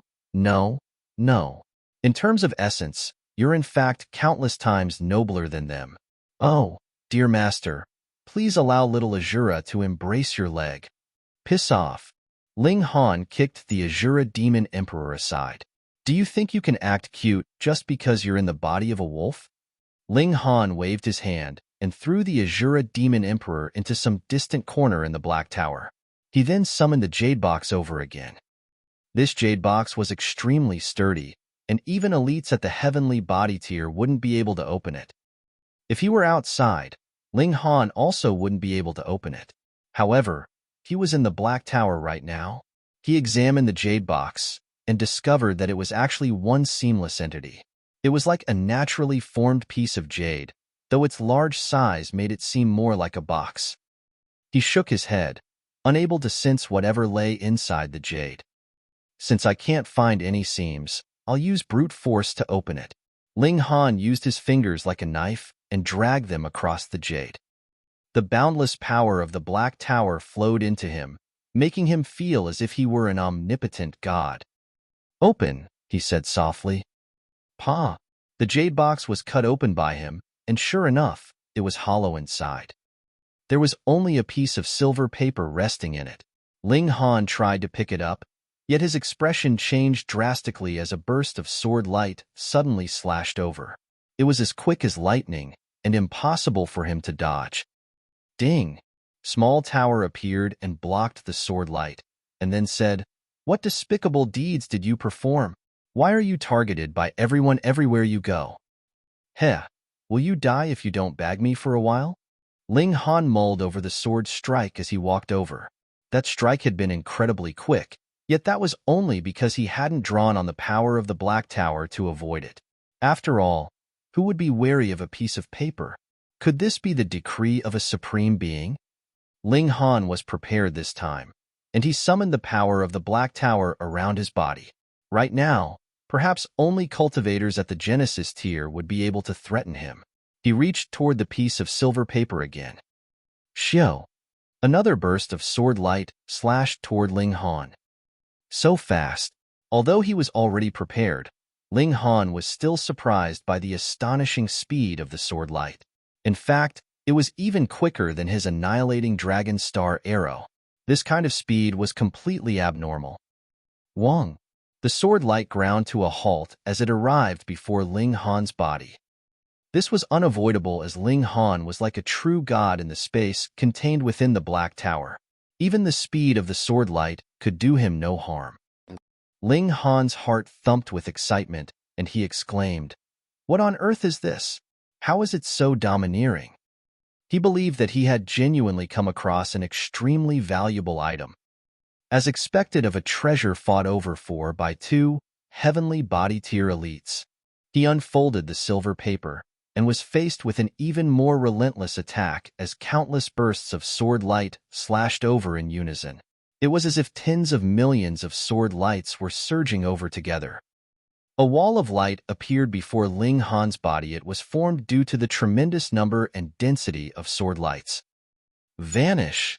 Ling Han humphed softly, and the bursts of sword light disappeared one after another, their might receding like a falling wave. This feels amazing. Ling Han sighed in his mind. It would be great if I could physically summon the Black Tower.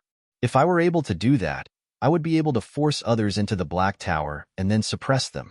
If Empress Yuanxiang or the Emperor of the Eternity Sky Majestic Empire were trapped inside, their only option would be to submit to me. The piece of silver paper finally stabilized and stopped producing bursts of sword light. However, there wasn't a single word on the piece of paper. It was completely blank. This doesn't make any sense. There were so many layers of protection just for this piece of blank paper. Impossible. With a thought, Ling Han's divine sense entered the piece of paper. Countless pieces of information instantly surged into his mind.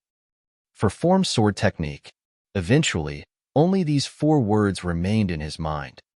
This piece of silver paper had been left by an elite who had lived a long, long time ago.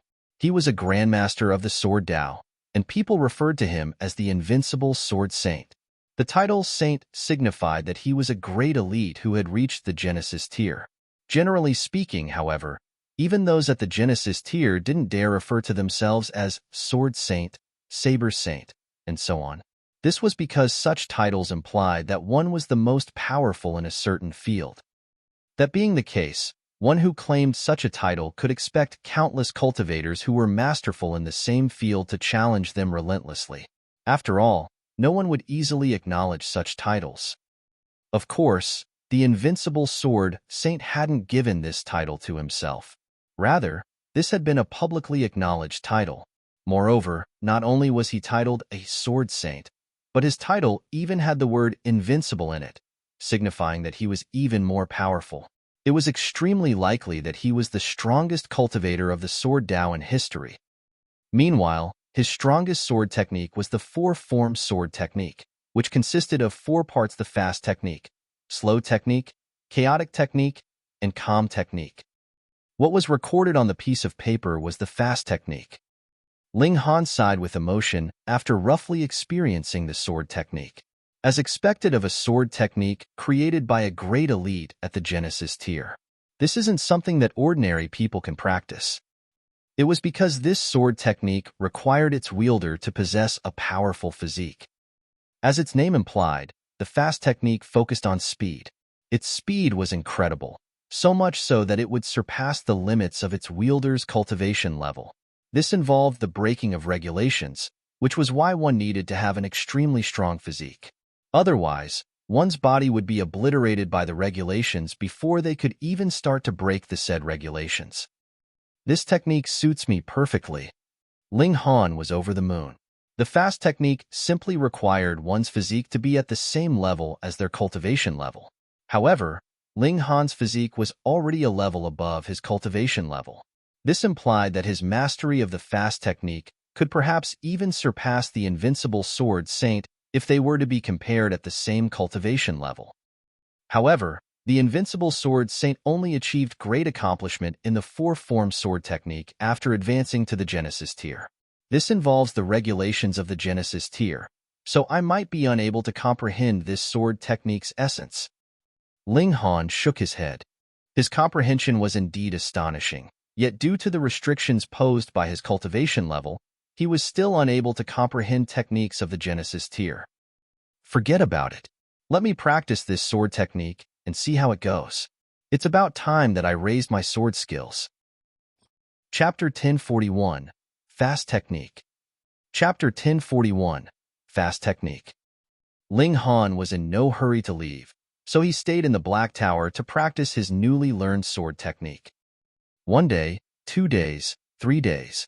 The regulations are broken, and that's the reason the speed of this technique can increase without limits. Those who face this sword technique have no chance of dodging it. Ling Han murmured to himself as his body flew through the air and his sword slashed down. His sword was as quick as lightning as he dashed forward, yet he immediately felt a pang of pain shoot through his left leg. Lowering his head, he was shocked to discover that his left foot was still planted in its original location. His toes were all broken, and some were even twisted at unnatural angles. Gasp!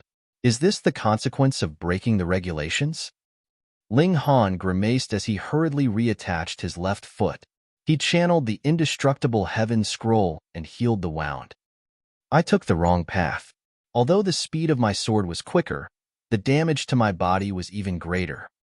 However, this is partly because I'm in the Black Tower, where my power is magnified immensely.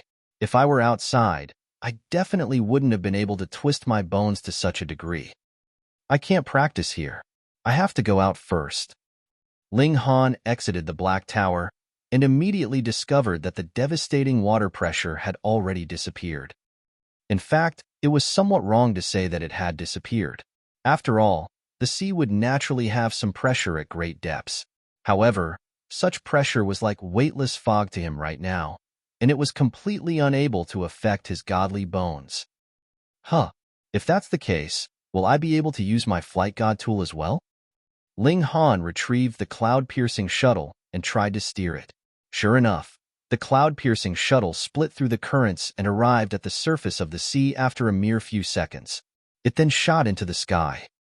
As expected, Ling Han let Shui Yinyu out and told her about what had just happened. Invincible Sword Saint? Shui Yinyu was baffled. It was clear that she had never heard of this name before. This wasn't surprising. Right now, the strongest cultivators on the joint peace planet were only at the heavenly body tier. Perhaps there had been an ancient era when cultivation had prospered and great elites at the Genesis tier existed. However, the cultivation environment on the joint peace planet was nowhere near as prosperous right now. Time could destroy everything, and even great elites at the Genesis tier couldn't escape the test of time. It's a pity that you're probably unable to learn this sword technique, Ling Han said with a sigh. He wasn't a selfish person, and would definitely share such benefits with his friends and family. Who said I can't learn it? Shui Yinyu said proudly. Ling Han chuckled and steered the cloud-piercing shuttle to a small island. He decided to camp here and master the fast technique first. He examined the fast technique with Shui Yinyu, yet she was at a complete loss, unable to make any sense of the technique. In fact, Ling Han was also baffled, though the demonic power source in his dantian would release some mystical power and help him overcome any problems and barriers that he came across. This was the regulation of heaven and earth corresponding to the Genesis tier. It was impossible for Ling Han to comprehend the technique by himself, yet with the aid of the demonic power source, he was able to slowly master the fast technique. It was as if the comprehensions were being slowly forced into his brain. Thus, in theory, he lacked the ability to practice this technique.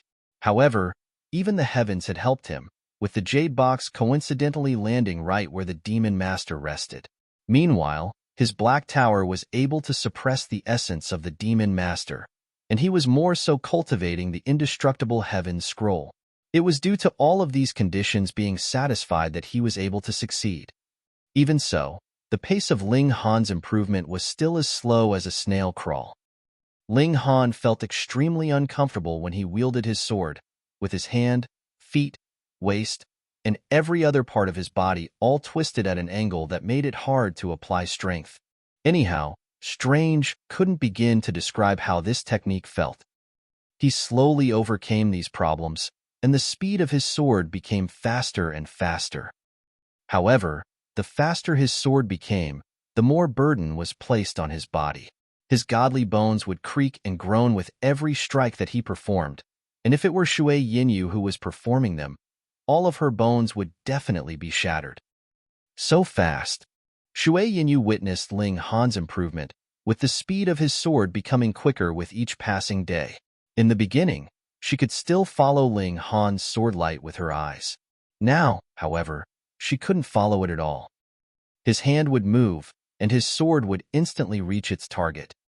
That was how unbelievably quick it was. No wonder he was called the Invincible Sword Saint. This kind of sword technique simply defies nature.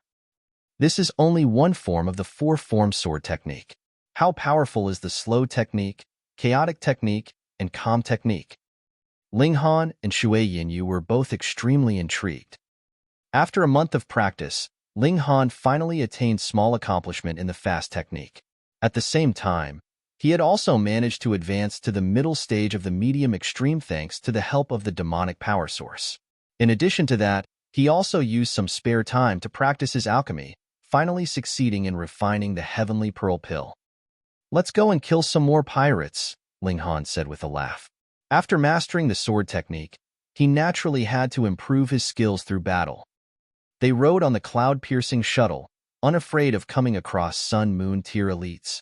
After all, the cloud-piercing shuttle was fast enough for them to escape. The change in the Star Sea didn't affect the Yang clan's business. In fact, it was quite the contrary, with their business thriving even more. Following the disappearance of the extreme gravity field, more and more people ventured to the Star Sea to search for treasures. In the past, one had to be at the mountain river tier if they wanted to dive into the sea. Now, however, even those at the shattering void tier and heaven tier were able to dive into the sea. A depth of 3,000 meters posed absolutely no threat to them. Of course, the demonic beasts in the sea were still a huge threat. If one were to die in the mouth of a demonic beast while searching for treasures, they would only be able to blame it on their terrible luck. Without the disturbance of the Demon Master, the cloud-piercing shuttle was able to operate at its peak. Even if they wanted to circle the entire sea, it would only take them a day at most. As they had drifted in the sea for a few days after being shipwrecked, Ling Han had managed to learn a lot about the Yang clan sea routes from Yang Taiching. Right now, he was also steering the cloud-piercing shuttle along those exact routes. There, he brought the shuttle down near a large ship that was currently engaged in an intense battle. It was a large ship owned by the Yang clan, guarded by an elite at the Sun-Moon tier. Thus, the pirates had naturally sent an elite at the same cultivation level. Right now, they were fighting a fierce battle on the surface of the sea. This would have been impossible in the past. However, without the extreme gravity field, how difficult would it be for Sun-Moon tier elites to walk across the sea? If they advanced one more tier, they would be able to soar through the sky. Ling Han stored the shuttle away and entered the battlefield with Shui Yinyu, both of them launching ferocious attacks at the pirates. The battle was extremely chaotic, so they didn't attract the attention of any elites, even though they had drawn the attention of some people when they had descended from the sky. Moreover, their cultivation levels were far too low, so they could be easily killed no matter which side they belonged to. "Die, brat!" A pirate immediately charged over with his saber. He was an elite at the peak stage of the medium extreme, so he charged over without any fears, fully confident that his advantage in cultivation level would allow him to easily crush Ling Han. Ling Han smiled faintly as he activated the fast technique. "Pa!" The pirate swung his saber, yet he was shocked to discover that his arm had already been severed from his body. He then saw his body separate into several pieces. He had actually been dismembered in a fraction of a second. Only then did he come to his senses. How come I can see myself being dismembered into several pieces? Could it be that I've already been decapitated? When did this happen? I didn't see him move at all. These were the last thoughts that flashed through the pirate's mind. Chapter 1042, Might of the Fast Technique. Chapter 1042, Might of the Fast Technique. Such an exchange naturally wouldn't attract much attention. After all, the battle was chaotic, and their ranks were low. Ling Han was extremely satisfied. He could have killed his opponent with a single strike, yet after performing the first strike, he felt that the amount of time that had passed was far too short. Thus, he performed several more strikes, some to the left and some to the right. It looked as if he had only performed a single strike, yet in reality, he had actually performed a total of 11 strikes. I can still be faster, he said in his mind. Another pirate charged over and shouted, "Detestable brat, die." He was an elite at the early stage of the high extreme. Ling Han slashed his sword at the pirate. Pooh! Blood sprayed through the air, and the pirate instantly became a pile of cut-up flesh. What? After seeing two fellow pirates being insta-killed, the pirates in the surroundings finally took notice of Ling Han. 5 people instantly leaped over, one of them at the late stage of the high extreme, 2 at the early stage of the high extreme, and 2 at the peak stage of the medium extreme. There are 5 people, and one is even at the late stage of the high extreme, Ling Han mumbled to himself. Theoretically speaking, his battle prowess was also only at the late stage of the high extreme. As such, just a single pirate was enough to keep him occupied. However, there were 4 more pirates, so this was already enough to threaten his safety. Of course, this was before taking the fast technique into consideration. The 5 pirates sneered and said, "Brat, where did you come from? You actually dare to stick your nose in our matters? Hee hee, this lady over here is fairly beautiful." Fairly beautiful? Her beauty is absolutely bewitching. Kill that brat and capture the lady. We'll be able to have some fun with her. Definitely. The 5 pirates charged at Ling Han together. 5 people, huh? That's slightly challenging. Ling Han swung his sword. Shwa, shwa, shwa. Sword light flashed about at a speed so fast that one couldn't follow it with their naked eyes. Ling Han sheathed his sword, and it was as if he hadn't performed even a single strike. Pa, pa, pa, pa. 4 of the 5 pirates collapsed, with only the pirate who was at the late stage of the high extreme still alive and standing.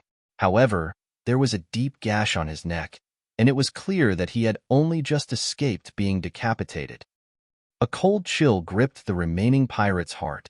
He hadn't actually noticed the sword light, and had only used his origin power and hand to protect his neck after sensing an approaching danger. This saved his life, yet 4 of his 5 fingers had still been sliced off. This cultivator is far too terrifying. What kind of sword technique is he using? It's completely capable of soundlessly killing someone. One had to realize that all 5 of the pirates possessed a cultivation level that was similar to or above that of Ling Han. In fact, the remaining pirate was a full minor level above Ling Han. However, 4 of the 5 pirates had been disposed of in an instant, and the remaining pirate had also had 4 of his fingers sliced off. This was in addition to being slashed across the neck and almost having his throat cut out. Is this brat a 5-star genius? No, no, no. Even if he's a 5-star genius, his battle prowess will only be on par with mine. How could he almost insta-kill me? Ling Han's hand was trembling slightly, and his breathing was also a little uneven. The origin power in his body was also a complete mess. The distinguishing feature of the fast technique was that it could break the regulations and generate a speed that exceeded one's cultivation level. Thus, the regulations of heaven and earth would also affect the wielder's body immensely. Almost, Ling Han murmured to himself. He had performed 5 strikes just then, and his intention had been to kill all 5 of the pirates. To his surprise, however, one of the pirates had managed to come out of it alive. He calmed his breathing and unleashed the fast technique again, targeting the last remaining pirate. The pirate was terrified, and all he could do was use his origin power to protect the weak points on his body. This was his only option, as he had absolutely no idea where Ling Han's attacks were going to come from or land.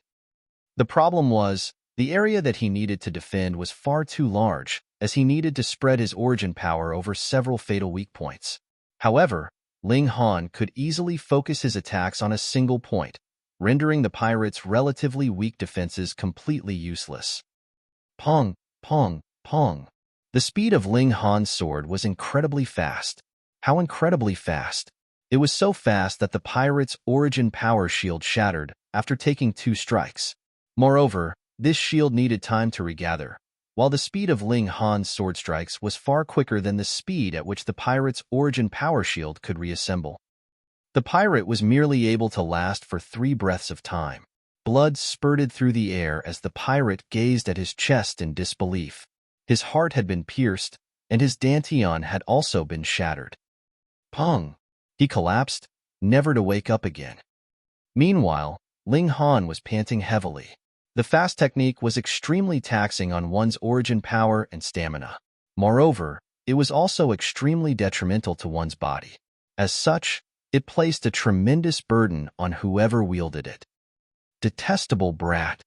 Another pirate leaped over, this one at the consummate level of the mountain river tier.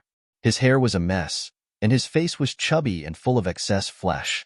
There was a huge cleaver in his hand, and not a single part of him looked like an immortal level elite.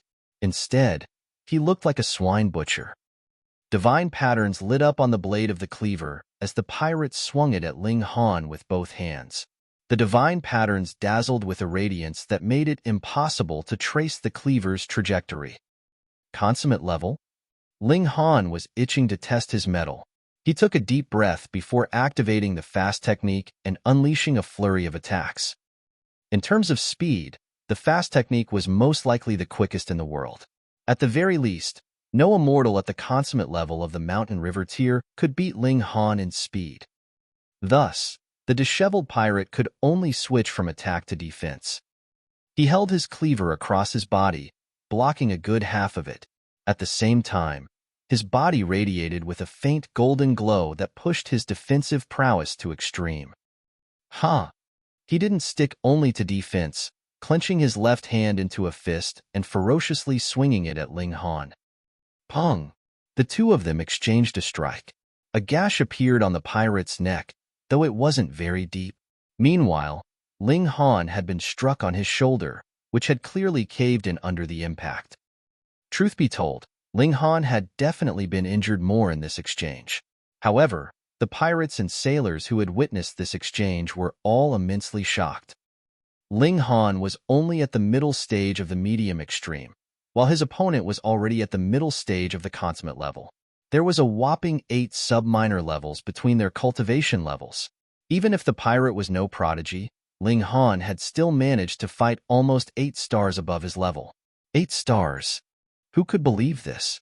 Who dared to believe this? The pirate was both shocked and infuriated as he felt the gash on his neck. Although it looked like he had the upper hand and had been able to deal his opponent more damage, Ling Han's strike would have been able to end his life had it been that little bit stronger. Cold sweat poured down the pirate's body as he realized that he had taken a trip to death's door and back. "I can't let you live," he roared. His cleaver dazzled brilliantly as he swung it at Ling Han. He was going to kill Ling Han while the latter was still weak and injured.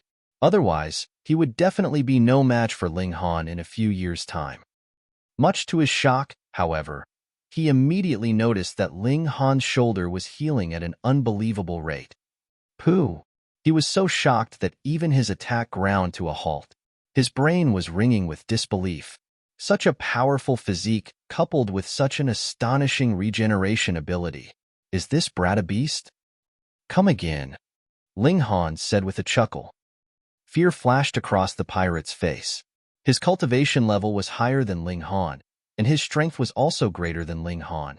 However, there was terror in his heart, and he had absolutely no confidence in winning anymore. A middle-aged pirate appeared and humphed. What an arrogant brat!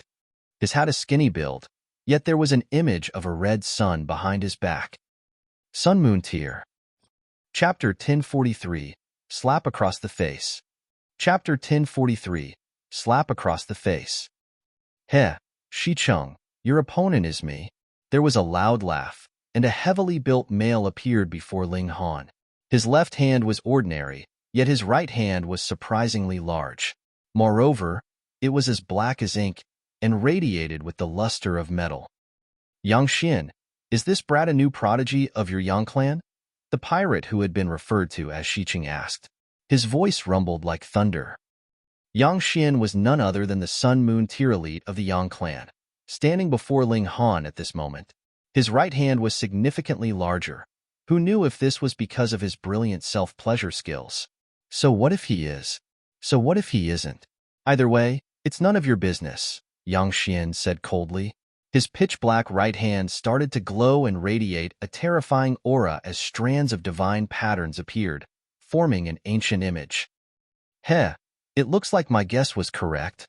An almost tangible killing intent seeped from Shiqing's body as he glared at Ling Han coldly. This youth was extremely dangerous, and he had to dispose of him as soon as possible. Otherwise, it would be too late for him to express regret when this youth grew up and came looking for revenge. Yuanxiang raised his right hand and pointed it at Shiqing, saying, "The gravity field over the star sea has already disappeared, and the good days for you guys have already come to an end. Prepare to die." Ha ha ha ha. Keep dreaming. Shiqing raised his hand, and a burst of sword light instantly raced toward Ling Han. You dare? Yuanxiang slapped his right hand down, and the divine patterns on his hand instantly transformed into a length of chain that whipped toward Shiqing's body. Ferocious waves domineering flash. Shiqing roared. A wave surged from his body and slammed into the divine pattern chain, causing it to falter momentarily. Seizing this opportunity, Shiqing charged forward and stabbed his sword at Ling Han's chest. Yuanxiang was slightly astonished by what had happened. He had fought Shiqing several times before and knew that the ferocious waves domineering flash was his trump card. He could only use it a limited number of times in a set time period, so Yuanxiang was caught off guard upon seeing Shiqing unleash this attack again so soon. His killing intent was far too resolute. Meanwhile, Ling Han was a complete stranger to Yuanxiang, and Yuanxiang also knew that Ling Han was not a passenger on his ship. So, how could he protect him with all of his strength? Their attitudes were completely different, so the effectiveness of their techniques was naturally different as well. Shiqing broke through Yuanxiang's defenses and dashed toward Ling Han. How could a cultivator at the medium extreme of the Mountain River tier fight an elite at the Sun-Moon tier? There was no way this was possible, even if Shiqing was only at the middle stage of the low extreme. This battle would definitely be over in a single strike. The sword reached its target. Wang. Shiqing's sword pierced Ling Han's chest, directly where his heart was. Then, everything stopped. Pa! There was a crisp sound, and everyone saw Ling Han aggressively slap Shiqing across the face. It was crisp, and it was loud. The battles all stopped at this instant, and everyone turned their widely open eyes toward Ling Han. Their mouths gaped so wide open that even a fist could probably fit inside. Holy fuck! What just happened? Are my eyes going blurry? Why do I feel like I saw Captain Shiqing being slapped across the face? Fuck. Who is that brat? He's far too freakish. He actually slapped the captain of the pirates. Is he really only at the Mountain River tier? When he was fighting just then, I only saw 2 mountains and a river, which means that he hasn't even reached the late stage of the medium extreme yet. How is that possible? Even Yuanxiang spluttered and coughed, unable to accept that Ling Han was only at the Mountain River tier. Ling Han flapped his hand and said, "Your face is truly thick. Even my hand hurts after slapping you." He had used the fast technique when slapping Shiqing, meaning that the speed of his hand had been incredibly quick. Meanwhile, Shiqing had been extremely careless as he had thought that his sword strike would be able to insta-kill Ling Han, who would raise their guard up when facing a dead person. However, Shiqing was at the Sun-Moon tier, after all, and so he had been able to protect his face with some origin power even though he hadn't been able to dodge Ling Han's strike. Thus, even though Ling Han had slapped Shiqing, it was actually the former who had been hurt more. Shiqing was slightly dazed. Then, his face immediately became pale before flushing red with anger. In the end, it turned dark with fury. Fuck. Even if he had used his iron face technique to shatter Ling Han's hand, that was still an unbelievably embarrassing sight. He, an elite at the Sun Moon tier, had actually been slapped by a mere ant at the Mountain River tier. How utterly humiliating. Shi Cheng's hair stood on ends, and he shouted, "Brat, I'm going to kill you." Right now, he didn't have the patience to mull over why his strike had failed to kill Ling Han, and why Ling Han had managed to slap him instead. The main point was that he had been slapped. He raised his sword and slashed it at Ling Han. Ding! Yuanxiang dashed over and grabbed the blade of Shi Cheng's sword with his large and powerful right hand. Pong, pong, pong. A burst of power surged out, and the deck of the ship instantly started to undulate like waves. The people on the deck were all tossed into the air and thrown into the water. Fortunately, the sea didn't possess the uncanny gravity field anymore, meaning that the people who had been tossed overboard wouldn't need to worry about drowning. They were quickly able to stand above the water. Killing intense sword from Shi Cheng's body, and he shouted, "Fuck off! Otherwise, I'll kill you along with the brat." Ever since his cultivation level had improved, he had never been slapped by anyone again, much less by an ant at the Mountain River tier. If he didn't kill Ling Han, he would never be able to raise his head again, of course. Even if he killed Ling Han, he would undoubtedly still become the butt of many jokes. Ha ha ha ha. Yuanxiang roared with laughter and said, "Shi Cheng, everyone here saw you being slapped. Perhaps you want to kill everyone present?" He shook his head, and his laughter became even louder. "I'm truly embarrassed to be associated with you. You're an elite at the Sun Moon tier, yet you were actually slapped by someone at the Mountain River tier. You still dare to speak?" Shi Cheng was wild with rage, and his sword slashed toward Yuanxiang without regard for anything else. Each strike was performed with his life on the line, and it was as if he wanted to kill Yuanxiang even if it meant sacrificing his own life. Yuanxiang didn't dare tease him anymore. He wasn't planning to die alongside Shi Cheng, so he naturally wouldn't provoke him any further. However, Shi Cheng had truly gone berserk with anger, and he was indeed planning to kill everyone present to hide his embarrassment. Die, die, die. Shi Cheng unleashed his full strength. Damn it! Yuanxiang hadn't anticipated that Shi Cheng would be so rash. He was under immense pressure right now, and a slip was all it would take to end his life. Most importantly, he had never planned to fight with his life on the line. Thus, his strikes were all full of hesitation, and as a result, he was forced onto his back foot. Ghost Shadow Step. Shi Cheng unleashed another trump card, and his body became like an illusory shadow while the red sun behind his back became incredibly dazzling. In fact, it became even more dazzling than the genuine sun in the sky. Holy sh**t. Yuanxiang's expression changed drastically. Shi Cheng had drawn on the power of his sun and moon, the essence power of elites at the Sun-Moon tier. By drawing on this power, it was clear that Shi Cheng was truly fighting with his life on the line. Fuck off or die. Shi Cheng roared coldly. In fact, he hadn't fully lost his reason yet. He had merely entered this state to show Yuanxiang his determination. If Yuanxiang dared to block him, he would drag Yuanxiang down with him, even if this meant dying. Yuanxiang's mind whirred as he analyzed the situation.